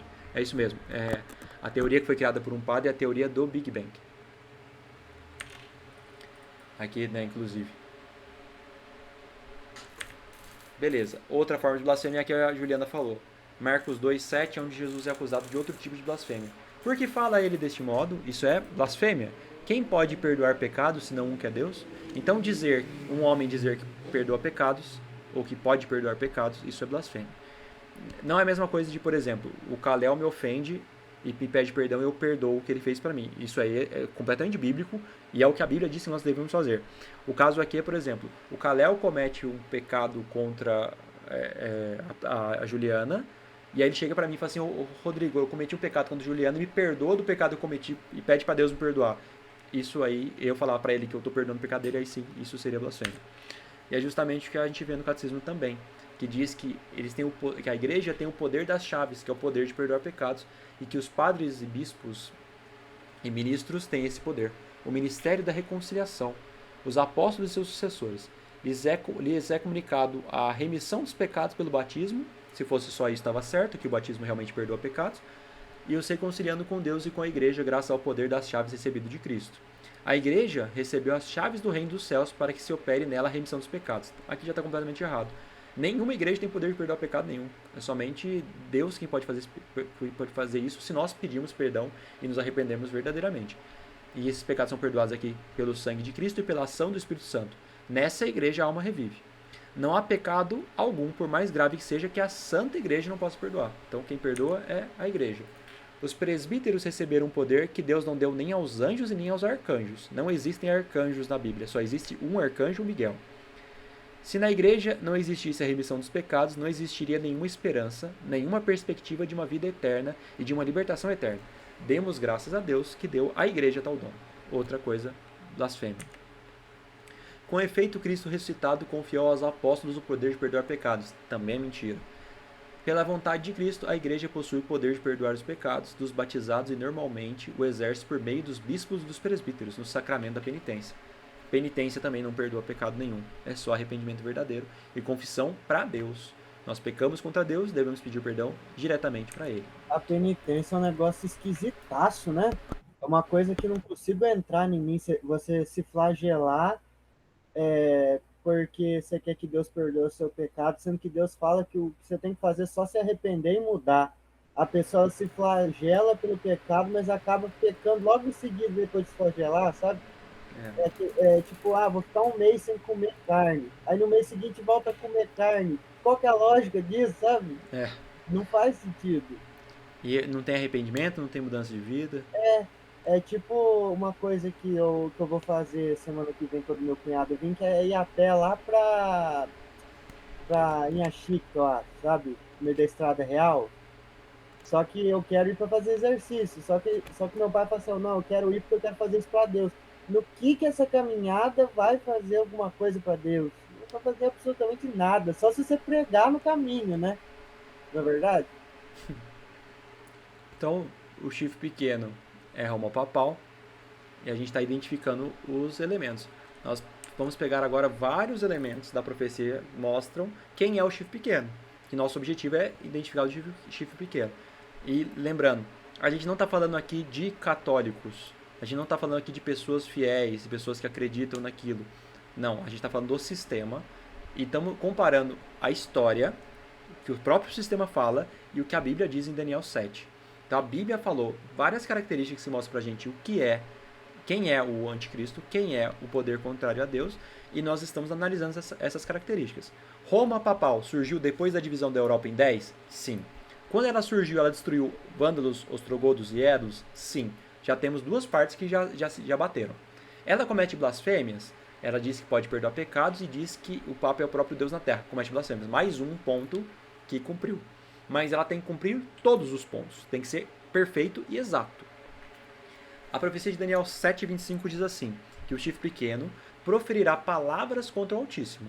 Palavras contra o Altíssimo nós já vimos que ele profere. Como? Primeiramente, ele se coloca no lugar de Deus. Depois, ele diz que tem o poder de perdoar pecados. E depois, ele diz que tem o poder ainda de substituir as coisas que estão na Bíblia por doutrinas novas. Ele tem o poder de mudar doutrinas. Ele tem o poder de mudar a Bíblia. Que a Bíblia condena de capa a capa também. Magoar os santos, nós vamos ver que isso aqui tem a ver com o período da supremacia papal, a Santa Inquisição. Vocês podem pesquisar na internet, se vocês quiserem conferir. Vocês vão achar muita informação sobre isso. Alguns números falam, algumas pessoas falam que são milhares, centenas de milhares e alguns milhões de pessoas que foram mortas e perseguidas pela igreja por não crerem na igreja. Então, não crer no papado ou não crer na igreja fazia com que as pessoas fossem mortas. Estudar a Bíblia era completamente proibido, as Bíblias eram escondidas, acorrentadas, as missas eram pregadas em latim para o povo não entender, e os papas, naquele momento da história, eles dominavam os reinos. os reis da Europa eles estavam voltados aos desejos do Papa. Então, se um Papa falasse que o rei tal estava errado, esse rei tinha que ir até Roma pedir perdão para o Papa. E aconteceu, tem uma história que o Papa deixou um rei, se eu não me engano, é um rei da Alemanha ou França, que ele deixou o rei foi visitar o Papa pedir perdão, o Papa estava com raiva desse rei, ele fez o cara ficar descalço 3 dias na neve para depois atender o cara e perdoar os pecados dele. Ele excomungava países inteiros. Se eu sou o rei da França, eu não estou indo de acordo com o papado, ele falava assim, agora a França está excomungada, então Deus não ouve mais as orações dos franceses, quem morrer não pode ir para o céu, não pode ir para o inferno, e vocês não podem mais casar, não pode mais ter batismo, não pode mais ter perdão de pecado. Ele fazia isso, e as pessoas ficavam morrendo de medo, porque achavam realmente que ele era o representante de Deus. E essa perseguição foi super intensa. Nós temos alguns exemplos dos reformadores. A reforma protestante é muito famosa. A maioria deles eram teólogos, pregadores, sacerdotes católicos, que em algum momento da vida deles, de forma sincera, encontraram a Bíblia e perceberam que a Bíblia falava uma coisa e a religião falava outra. E eles começaram a tentar mudar a religião. Pensavam assim, nossa, se a religião fala uma coisa e a Bíblia fala outra, vamos tentar consertar isso aqui. E eles foram duramente perseguidos, maltratados, humilhados, presos em cativeiro, torturados, queimados vivos e por aí vai. Temos a história, por exemplo, de Wycliffe, que é um que eu gosto muito, foi o primeiro a traduzir a Bíblia para o inglês. Nós temos a história de Hus, que foi um homem que foi queimado vivo e cantava enquanto estava sendo queimado, porque ele não abriu mão da fé dele. Nós temos a história de Jerônimo, temos os valdenses, que foi um povo duramente perseguido pelo papado por querer pregar a Bíblia. Os albigenses, os huguenotes. Depois, se vocês quiserem dar uma olhada aí, vocês podem pausar para poder ler, porque são histórias muito interessantes. Aqui temos instrumentos de tortura que eram usados naquela época contra os hereges que queriam estudar a Bíblia. Então, isso aqui eu já falei com vocês algumas outras vezes, não vou me detalhar muito nisso aqui, mas são coisas que eram feitas contra os hereges e pagãos que queriam seguir a Bíblia. Então, esse poder perseguiu o povo de Deus duramente, proibia a Bíblia, proibia o estudo, a pregação, e eles falavam que todo mundo tinha que seguir o que o Papa falava e pronto. Esse poder durou de 538, quando a tribo dos ostrogodos é destruída pelo papado, e durou até 1798. A gente vai falar mais sobre isso depois. É interessante também que aqui fala, né, que eles seriam, que o povo de Deus, os santos, seriam entregues nas mãos do chifre pequeno por um tempo, 2 tempos e metade de um tempo. Tempo, tempos e metade de um tempo, segundo Daniel 11, verso 13, significa anos. Então, seriam 3 anos e meio. Só que em profecia, que tem elementos simbólicos, cada dia corresponde a um ano. Então, 3 tempos e meio, 3 meses e meio, dá 42 meses, que dá 1.260 dias. Lembrando que os meses aqui são contados de acordo com o calendário hebraico, que tem 30 dias por mês. Então, 1.260 dias era o tempo que o chifre pequeno dominaria. Esses 1.260 dias em profecia simbólica viram 1.260 anos. Adivinha só, o papado começa com o poder político e religioso global em 538 e ele perde esse poder político e religioso global em 1798. Faz a conta aí? Adivinha? 1.260 anos. Exatos. Esse poder também é responsável por mudar os tempos e a lei. Quem foi o poder responsável por isso? Também o papado, tá vendo? Aqui se encaixou mais um elemento, aqui se encaixaram mais 2 elementos e aqui se encaixa mais um. Como é que ele fez isso? A Bíblia, nos 10 mandamentos, deixa claro, não fará para ti imagem de escultura. Esse é o segundo mandamento. Não farás para ti imagem de escultura, nem semelhança alguma do que há em cima nos céus, nem embaixo na terra, nem nas águas debaixo da terra. Ele fala, não faça imagem de escultura de nada que vai ser usado para adoração, nem de homem, nem de mulher, nem de Deus. Ele fala em Deuteronômio 4, assim, ó, então o Senhor vos falou do meio do fogo. Olha só como é que Deus fala aqui. A voz das palavras ouvistes, porém, além da voz, não vistes aparência nenhuma. Quando Moisés viu a sarça ardente e falou com Deus, ele não viu aparência nenhuma. Por quê?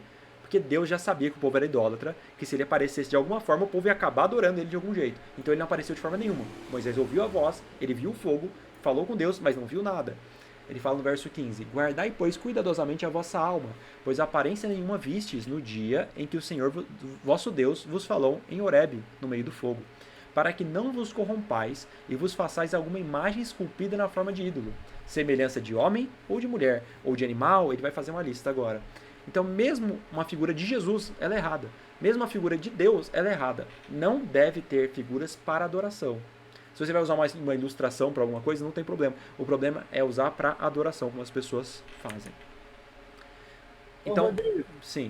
também para amuletismo, né, digamos assim, né? Porque, por exemplo, assim, aquele Jesus crucificado que coloca em cima da cama para proteger a casa, seria um tipo de idolatria, né? É literalmente a função do ídolo, né, que você falou, né? E aí, Como um amuleto, né? o pessoal colocava aquelas estatuazinhas de mulher para, sei lá, para dar Fertilidade. sorte, tipo assim, sabe? Sim. Então é justamente ídolos, né? Esse é o problema. Então, assim, isso aqui é o que a Bíblia fala. Não pode ter imagem para ser adorada. Não pode ter imagem mesmo de Deus. E o que o catecismo fala? Olha, o catecismo, ele usa o mesmo texto que a gente viu aqui do Deuteronômio, ele fala certinho.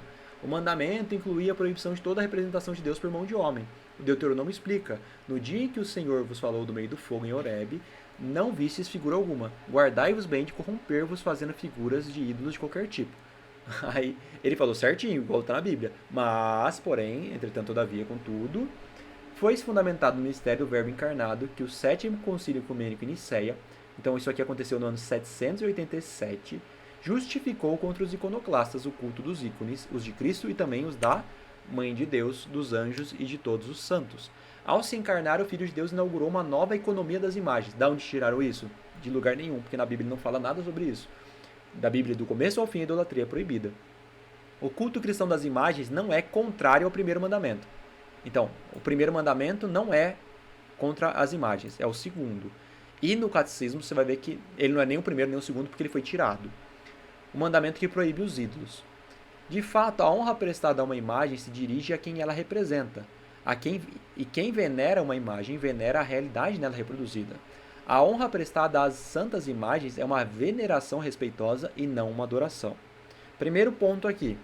Se você pegar a Bíblia do começo ao fim, você nunca, nenhuma vez, vai ver ninguém orando por um morto, ninguém orando por alguém que não seja Deus. Então não vai ter, você não vai ver Elias pensando assim: nossa, Moisés, por favor, interceda por mim diante do Pai. Você nunca vai ver isso. Nenhuma vez na Bíblia. Oração por mortos ou oração por alguém assim, intercedendo no lugar de Deus. Não existe isso. Esse não é contrário, tá certo, é porque ele só não é a favor, entendeu? E outra coisa também, aqui fala assim: isso aqui não é uma adoração, aí nós estamos venerando. E aí se você for ver o que significa venerar no dicionário, justamente render culto, cultuar, adorar deuses pagãos. Então, adoração, veneração é a mesma coisa, é proibido e biblicamente errado. Mas, segundo o catecismo, agora pode. Então aí nós chegamos a imagens de Jesus, nós chegamos a incensar imagens de Maria, chega até a incensar Michael Jackson, não sei porquê fizeram isso, mas tem também, né, Kalel? Tem também o Anakin Skywalker do Star Wars. O altarzinho do Anakin. E aí, olha só, Ezequiel, ele é muito enfático sobre isso. Deus pega Ezequiel, leva ele até o templo, o lugar mais sagrado do mundo naquele momento, onde ficava a presença de Deus. E ele fala assim: olha o que está acontecendo. Ezequiel 8, do 3 ao 5. Estendeu, ali é Deus, né, que está estendendo essa mão, dali uma semelhança de mão e me tomou pelos cachos da cabeça. E o Espírito me levou entre as terra e o céu e me levou a Jerusalém em visões de Deus, até a entrada da porta do pátio de dentro. Então ele estava no santuário, que olha para o norte, onde estava colocada a imagem dos ciúmes, que provoca ciúme de Deus. Então ele foi levado até o templo. Ah, Juliana, eu já tinha respondido essa pergunta do Alan, tá bom? Eu tô com o chat aberto aqui, tô prestando atenção, mas obrigado, viu? Então, Ezequiel é levado em visões pro templo de Deus, e no templo ele tinha uma imagem que provoca ciúmes em Deus. Aí ele fala no verso 4: eis que a glória do Deus de Israel estava ali, como a glória que vira no vale. Ele me disse: filho do homem, levanta agora os olhos para o norte. Levantei os olhos para lá, e eis que do lado do norte, à porta do altar, estava essa imagem dos ciúmes à entrada. O que era essa imagem dos ciúmes que estava no santuário de Deus e que estava provocando ciúme em Deus?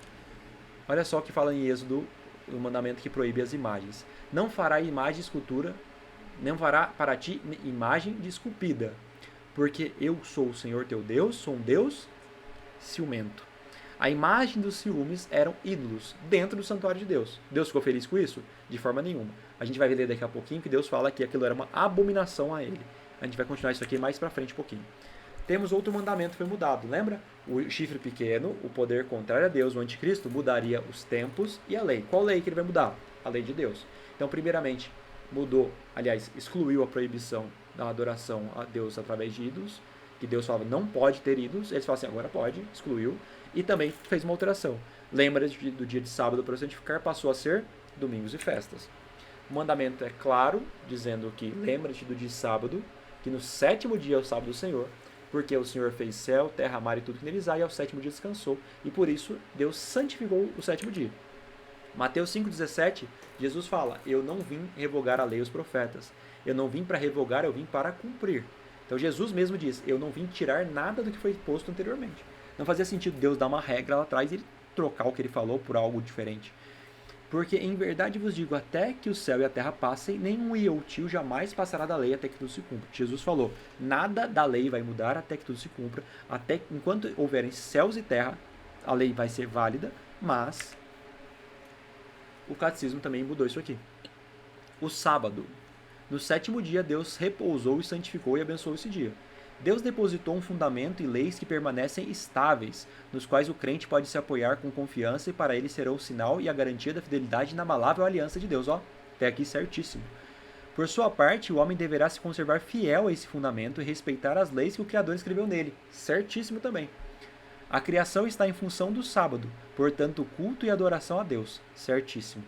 O sábado constitui o coração da lei de Israel. Observar os mandamentos é corresponder à sabedoria e à vontade de Deus expressa em sua obra da criação. Certíssimo também. Mas, o oitavo dia... E aí, Kalel? A semana tem 7 dias, mas a semana do catecismo tem 8. Eu acho engraçado é que eles fazem isso de propósito, eles querem embananar você para você falar assim, concordo. Mas o oitavo dia para nós, porém, nasceu um dia novo, o dia da ressurreição de Cristo. O sétimo dia encerra a primeira criação, o oitavo dá início à nova criação. Então, basicamente, o catecismo vai alegar, a lei de Deus é eterna, ela não pode ser mudada, mas nós mudamos. Porque quando Jesus morreu na cruz e ressuscitou no domingo, o dia santo passou a ser o domingo. Quem falou isso na Bíblia? Ninguém. Os escritores bíblicos do Novo Testamento escreveram 15, 20, 30, até 60 anos depois da morte de Jesus e não falaram de nenhuma mudança. Jesus falou que enquanto existirem céus e terra, ele não vai fazer mudança, não vai ter mudança nenhuma na lei. Mas, segundo o papado, essa mudança aconteceu. Jesus ressuscitou dentre os mortos no primeiro dia da semana, oitavo dia. Para os cristãos, ele se tornou o primeiro de todos os dias, a primeira de todas as festas, o dia do Senhor, o domingo. E o mais interessante disso aqui é que os evangélicos também obedecem isso aí. Diogo, Adriana? Então... Eu queria fazer um comentário. Pode falar. O que a Bíblia fala sobre a ressurreição de Cristo, não sei se eu já falei isso aqui, nós celebramos a ressurreição de Cristo no batismo, que está lá em Romanos 4:6. Não sei se é 6:4 ou 4:6. É 6. Lá que nós comemoramos a ressurreição de Cristo. Não tem nada a ver da guarda do domingo. Exatamente. A própria Bíblia deixa claro que a ressurreição, aliás, a morte e ressurreição são símbolos para o batismo. Diogo, Adriana? Então, outro fato também, né? A Igreja Católica.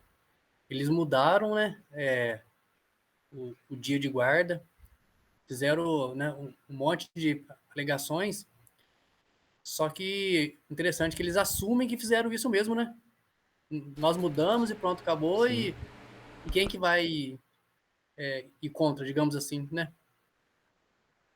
Eles não fazem as escondidas. Não, e o próprio catecismo declara várias vezes, os papas declaram abertamente, que eles fizeram mudança. Tem até um livro de um católico, um padre católico, que fala sobre isso, ele fala sobre como é incoerente que as igrejas evangélicas critiquem o papado e sigam as leis do papado. Eles falam assim, nós mudamos porque nós acreditamos que o papa tem autoridade para mudar. Vocês dizem que seguem só a Bíblia e estão aceitando a autoridade do papado como? Então isso é bem forte, realmente. Isso aqui é um... Rodrigo, você vai terminar o estudo bíblico desse livro? Ou desistiu mesmo? Kalel, eu tenho que terminar de traduzir ele, que é meio chato de fazer. Aham. Mas eu fiz uma grande parte. É muito interessante, cara. Vale a pena. Ah, então você não parou, não. Eu tô esperando esse estudo bíblico desde quando você anunciou há 2 anos atrás. Não, mas é que eu não mexi mais nele nem mesmo não, viu? Não, não, mas espero que fique pronto. Igual o É. meu. Igual o meu, que eu anunciei há uns 3 anos e até hoje tô pronto. Ele está esperando o estudo juntamente com a volta de Jesus, né? É verdade. Tô Isso é. esperando o dom de línguas pra não ter que traduzir. Aham. Aqui tem um detalhe muito Rodrigo. importante. Pode falar. Ah, desculpa, André. Um outro detalhe que eu acabei de ler também aqui, né?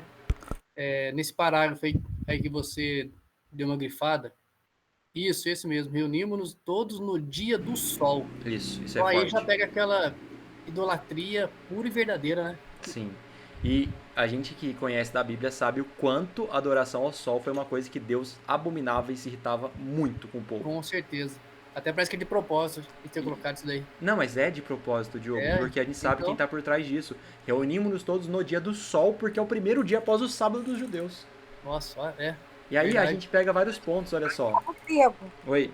parece que também, eu não sei se eu for falar bobagem aqui, parece que eu já observei assim, que na missa tem um negócio assim de Eucaristia que parece que é um sol, assim, que o. Aqui, ó, o ostensório. É um sol.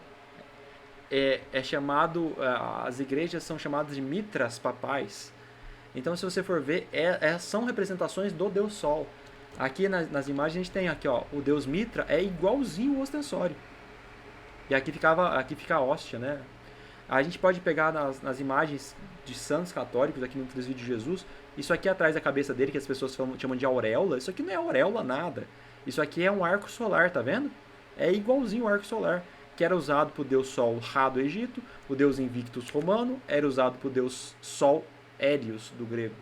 Então, você vê, a mitra e a adoração ao sol presente dentro da igreja. Aqui mesmo fala claramente, adoramos a Deus no dia do sol, o Sunday. Só o que eu acabei de pensar agora, eu tô assim, desde a idolatria mais complexa até a mais pequena, né, mais simples, sempre tem a lua e o sol como venerados, né? Sim, olha só o que está falando aí. Fazem. Justamente o que está falando, ó, Calão. Deuteronômio fala, ó, guarda-te, não levante os olhos para o céu e vendo sol, lua e estrelas, a saber todo o exército dos céus, e seja seduzido a inclinar-te perante eles, e des culto àqueles. Então aqui está falando disso. A gente pega a história da adoração ao sol, tem no Egito, tem na Pérsia, tem na Babilônia, tem em Roma, tem dentro do catolicismo. A adoração à lua, a gente viu na história do Nabonido, tinha adoração à lua, por exemplo. Os signos seriam adoração às estrelas também, né? Eu acredito que pode ter uma relação, porque a relação dos signos vem lá da Babilônia também, aquela zoroastria e aquelas coisas dos adivinhadores e sábios, né? Olha só, continuação da história de Ezequiel que a gente pegou lá, Deus pegou ele, levou até Jerusalém, dentro do templo, e falou sobre a imagem dos ciúmes. Olha o que ele fala aqui. Disse-me ainda, filho do homem, vês o que estão fazendo? Olha só, as grandes abominações que a casa de Israel faz aqui para que eu me afaste do meu santuário. Então lá dentro ele mostrou a imagem de escultura que estava sendo adorada dentro do santuário de Deus. Ele mostra também várias imagens de outros santos na parede, de deuses, aliás, na parede, onde eles ficavam incensando essas imagens. E ele falou assim, essas coisas que eles fazem me afastam do meu santuário. Eu tô vendo, eu sei o que acontece porque eu sei de todas as coisas, mas a minha presença especial não aparece naqueles lugares, porque eles cometem coisas abomináveis a mim. E ele continua no verso 16, né? Aqui está no verso 6, aqui no verso 16.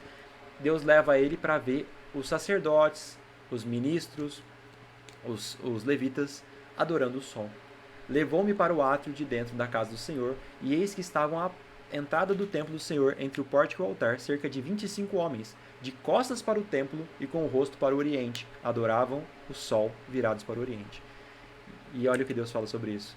Então me disse, vês, filho do homem, acaso é coisa de pouca monta para a casa de Judá, o fazerem eles abominações que fazem aqui, para que ainda encham de violência a terra e tornem a irritar-me, ei-los a chegar o ramo ao seu nariz, pelo que também eu os tratarei com furor. Olha só o que Deus fala sobre as abominações de idolatria e adoração ao sol. Os meus olhos não pouparão, e nem terei piedade, ainda que me gritem aos ouvidos em alta voz, nem assim os ouvirei. E o catecismo quer dizer pra gente que agora pode e agora tá tudo certo. É um absurdo bíblico. Mas não é à toa que fala que ele ia falar palavras contra o Altíssimo, perseguir o povo de Deus e mudar os tempos e a lei de Deus. E justamente mais elementos que se cumpriram no papado. Aqui nós temos o catecismo segundo a Bíblia e o catecismo segundo o papado. Então, algumas diferenças principais. Em geral, todos os mandamentos eles têm alguma diferença, tá? Mas, primeiramente, o segundo mandamento proíbe a imagem foi tirado. O quarto mandamento, que é o do sábado, foi trocado por domingos e festas. Então, o catecismo ficou com 9 mandamentos. Então, eles pegaram o 10º mandamento, que é não cobiçar, e dividiram em 2 para manter os 10. Depois, se vocês quiserem dar uma olhada aí, tem todos os mandamentos, né? Daniel 7:25 ainda fala sobre o tempo e metade de um tempo, que eu já expliquei brevemente, que é o tempo que o chifre pequeno iria ter poder perseguidor contra o povo de Deus. Tempo e metade de um tempo são 3 anos e meio, que são 42 meses, que são 1.260 dias proféticos, ou seja, 1.260 anos literais. Aqui tem uma outra divisão que às vezes fica mais fácil de enxergar, para quem quiser dar uma olhadinha, depois é só pausar e olhar, quando a gente sair o vídeo no YouTube. Beleza? Daniel 8 fala também do chifre pequeno.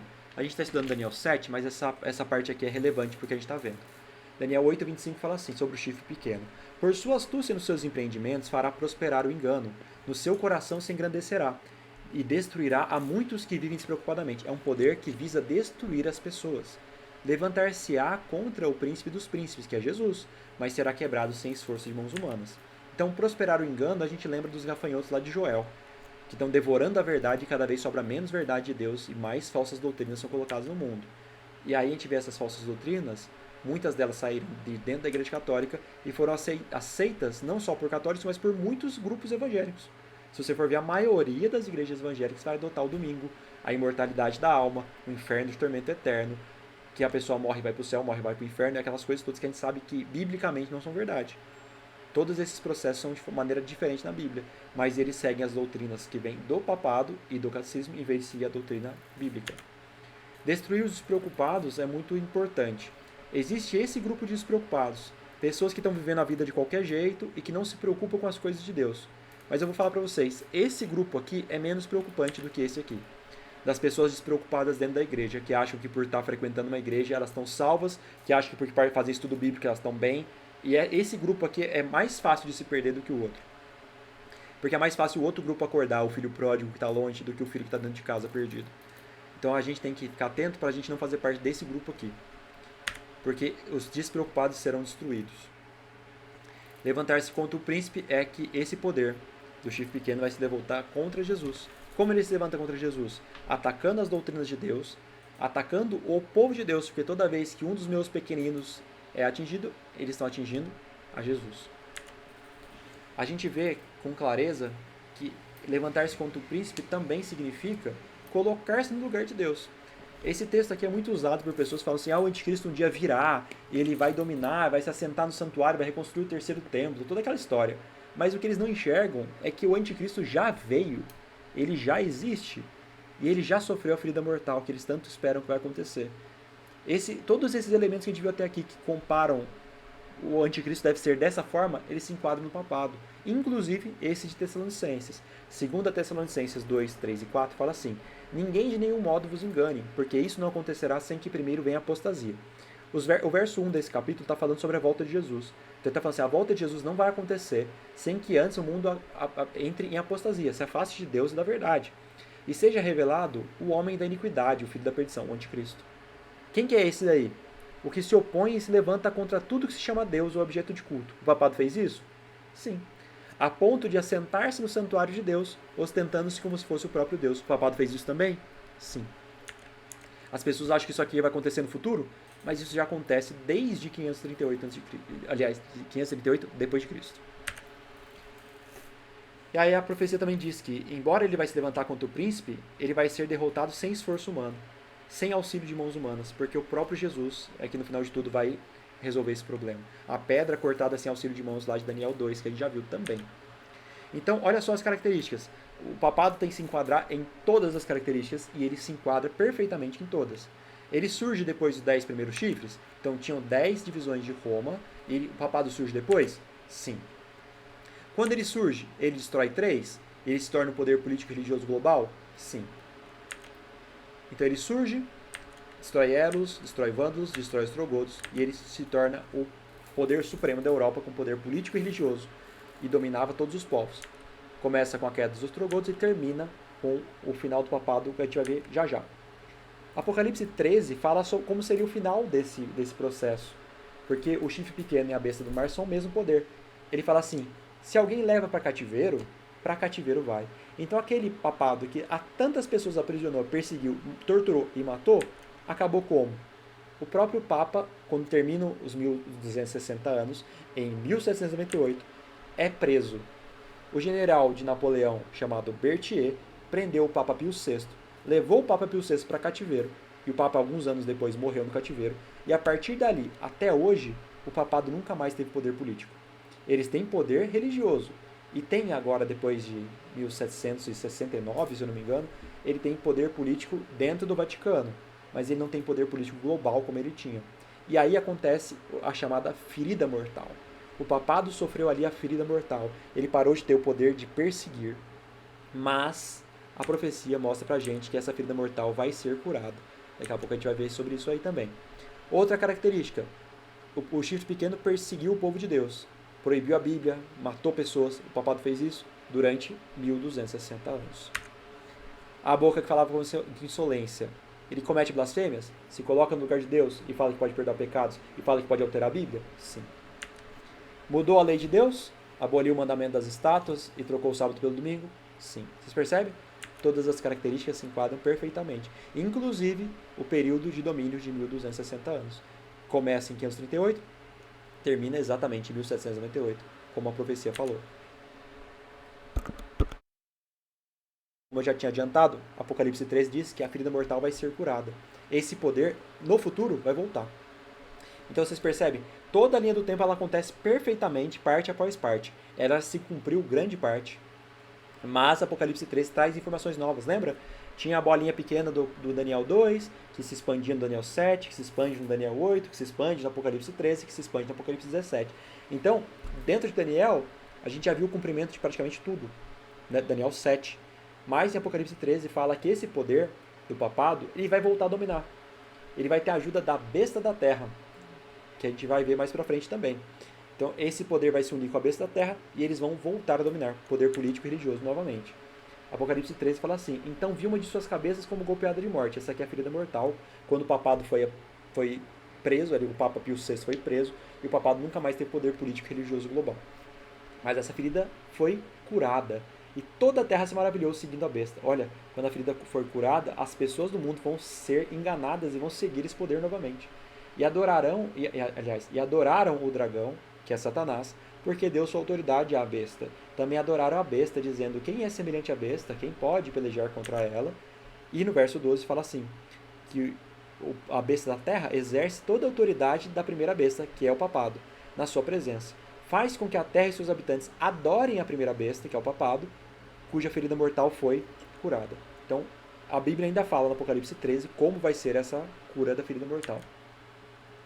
Então, Roma papal é esse poder do chifre pequeno, enquadra em todas as características. E agora temos um ponto importante para a gente finalizar. O chifre pequeno, a Bíblia diz que ele lançou a verdade por terra. Então, é um poder contrário a Deus, que quer levar as pessoas para a perdição e que lançou a verdade por terra. Estamos falando dos católicos? Não. Estamos falando do sistema religioso, que tem doutrinas que são contrárias a Deus. Como Daniel falou, e a gente analisou ponto a ponto e se encaixa perfeitamente. Nós não estamos falando dos católicos, de novo. Nós não estamos falando das pessoas que são fiéis e que acreditam ali que estão sendo enganadas. Não estamos falando disso. Estamos falando do sistema religioso. Rodrigo, elas não acreditam que estão sendo enganadas, né? Elas acreditam fazendo certo, né? Aí eu falei que elas acreditam sendo enganadas. Você tá falando tanto de coisa errada assim, mas é sem querer, normal. É o calor, né, Rodrigo? O calor. Tô ficando gaga.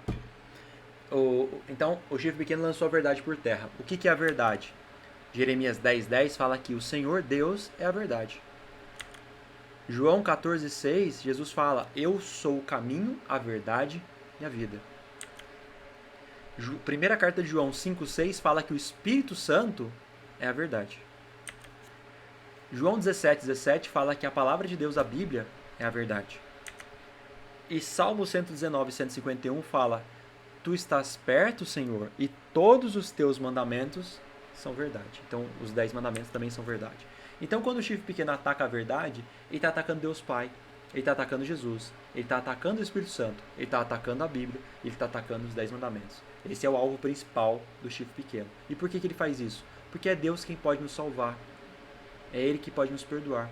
Através do sacrifício de Jesus, através da intercessão e ação do Espírito Santo para nos convencer do pecado, do juízo, da verdade, através da Bíblia, que é a verdade, nos liberta, e através dos mandamentos que mostram para a gente o caminho certo a seguir. Quando nós estamos errando e quando estamos seguindo o caminho contrário a Deus e qual é a direção correta. E tudo isso é a obra do chifre pequeno, que é importantíssimo conhecermos, né?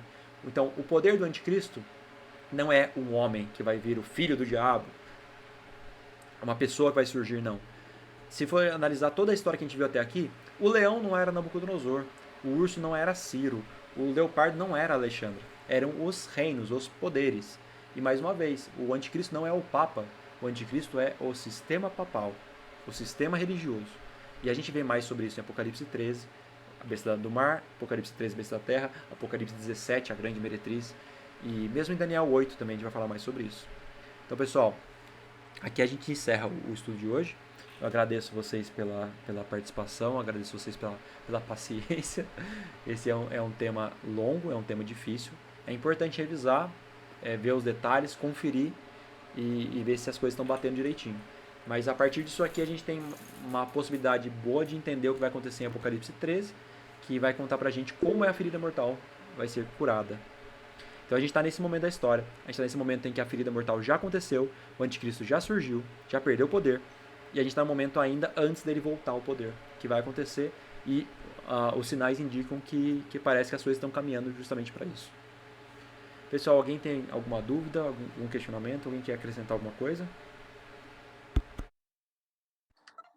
O Alan levantou a mão aí, Rodrigo. Vê o que ele quer me perguntar. Vixe, eu não vi que tinha levantado a mão. É que tô... Não, eu acabei de levantar. A mão. Pode falar, por favor, Alan. Não, é o seguinte, eu vendo toda a explanação, toda a explicação, muito bacana. E para não desviar na lógica do que estava sendo explicado, né, eu preferia fazer o comentário agora no final. Eu queria saber se em alguma outra oportunidade, sei que já está tarde, né? Discutir um pouquinho mais sobre essa questão da guarda do sábado, porque eu acho que é desfocar muito, embora contextualmente tenha a ver com a situação da demonstração da doutrina católica, né? Também, já de antemão, digo que eu não tenho um posicionamento favorável à maior parte dos entendimentos do catolicismo, especialmente nessa conversão, acho eu, forçada do domingo em relação ao sábado. Mas, assim, um pouco a analisar que eu gostaria em relação a, por exemplo, o livro de Atos, Atos 15, quando é discutido lá as questões dos gentios guardarem a lei de Moisés, né? Eu queria saber o posicionamento, né, dos colegas aí, dos irmãos da Igreja Adventista, como lida com esse texto em relação ao sábado, né? Sim, Alan, agradeço pela pergunta, viu? E pelas dúvidas. Temos que analisar bem essa questão do Novo Testamento, uma coisa que eu acredito que é muito bagunçada. Muito ali se fala sobre as leis de Deus. Só que se a gente for analisar, se você for pegar, não é separado em tópicos dessa forma, mas é uma questão didática, tá? Se você for analisar, nós temos leis morais, por exemplo, os 10 mandamentos. Nós temos leis cerimoniais, por exemplo, batismo, circuncisão, santa ceia, certo? Tinha as festas de Israel, existem leis sociais. Então a gente tem que analisar quais são essas leis que estão sendo debatidas no Novo Testamento, por exemplo, em Atos, por exemplo, nas cartas de Paulo. Muito se fala em Gálatas, muito se fala em Hebreus sobre essa questão, tá? Então a gente tem que analisar se estamos falando de leis cerimoniais ou se estamos falando de leis morais. As leis cerimoniais, muitas delas foram cumpridas em Cristo, por exemplo. Existia a Páscoa. A Páscoa deveria ser feito o sacrifício do cordeirinho no dia 14 de Nissan, todo aquele procedimento depois da festa dos pães asmos. Hoje em dia se celebra dessa forma? Não se celebra mais dessa forma, porque Cristo foi o cumprimento perfeito da Páscoa, ele cumpriu todos aqueles símbolos que apontavam até ele, no momento que ele vive toda a vida dele perfeita.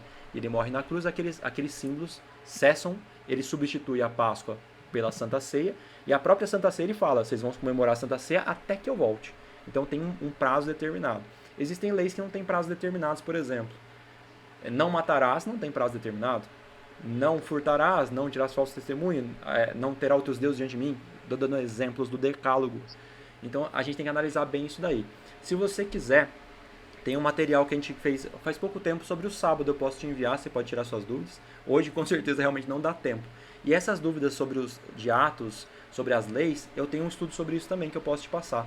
Aí a gente pode ir conversando isso durante a semana. Vou ficar muito feliz se eu puder te ajudar, tá bom? Assim, Claro. São muitas coisas, é complexo, já vou te adiantar, porque as pessoas misturam muito isso aí. Até com essa questão das leis, como você citou dos Atos, esse texto do Atos 15 é aquele que fala da carne sufocada também, Alan? E é isso que eles falam de que pareceu bem ao Espírito Santo e não nos vão impor maior peso. Sim, aí sim. eles citam, né, a carne sufocada dentre mais, acho que são 4 orientações básicas, né? Carne sacrificada aos ídolos também, se eu não me engano. Isso. Mas Tem o caso realmente- aqui mais que estava pegando era a circuncisão, né? Que eles queriam Circuncisão, que sim. os gentios É. fossem circuncidados, né? O negócio era aquele, né? Tem também aquele texto, Juliana, de Colossenses, se eu não me engano é Colossenses 2:16 ou 17, que fala assim, não julgueis por causa de festas, dia de guarda, sábados, talvez você tenha visto isso aí também, é interessante. Tudo isso tem no estudo. Podia fazer um estudo se o Alan concordasse, né? Não. Fazer um estudo com ele sobre o sábado. Pra ele, Sim, com certeza. Seria bom, o Rodrigo, eu achava assim legal, dele poder participar e perguntando, do que ele ver um estudo que já foi feito, não sei. Inclusive, eu não fiz menção antes porque ia atrapalhar demais, ia ser um desvio violento do que tá. Eu sei que é por isso que eu esperei finalizar agora para fazer só a menção a respeito disso. Eu sei que também não daria tempo para tratar agora. Foi só para eu me posicionar, que é uma coisa que eu gostaria de analisar aí como vocês interpretam, como a gente consegue analisar isso aí. Mas basicamente, Rodrigo, o que você me falou aí, deu para entender o posicionamento sobre os 10 mandamentos, né? E que não, assim, superficialmente falando, Atos 15 não estaria tratando especificamente Dos 10 daquilo que está mandamentos. contido nos 10 mandamentos, mas de Sim. outras, entre aspas, leis menores, que poderiam estar sendo imputados ali aos gentios, porque nesse período aí de Atos aí era tanto judeus quanto gentios que estavam se convertendo ali, né? Trazendo de várias culturas do Oriente Médio e, enfim, esse conflito era mais do que lógico ter acontecido ali em Jerusalém e essa discussão ter ocorrido e principalmente por estar sendo discutido nas escrituras, né? Então a gente tem que se basear nela, mas gostaria de ver sim esse estudo em relação ao sábado e essa confluência com Atos, porque é o ponto mais Interessante. mais delicado, vamos dizer assim. É super delicado, sim. Até porque eles mesmos, às vezes, entre os próprios discípulos, eles discutiam o que eles deviam ou não fazer. Porque a Sim. tradição era fortíssima, né, Alan? Se você for analisar ali, a tradição, que eles tinham a tradição oral, que acabou se tornando depois o Talmud, ela era fortíssima mesmo entre os discípulos. Eles demoraram muito para entender que não era bem daquele jeito. Eu até lembro de Marcos 7, né, que Jesus fala Isso, sobre de que eles deixaram os mandamentos de Deus e começaram a se apegar à tradição dos homens. Então, isso aí a gente sabe que tem um peso na história da igreja no início ali muito grande, né? Fortíssimo, sim, com certeza.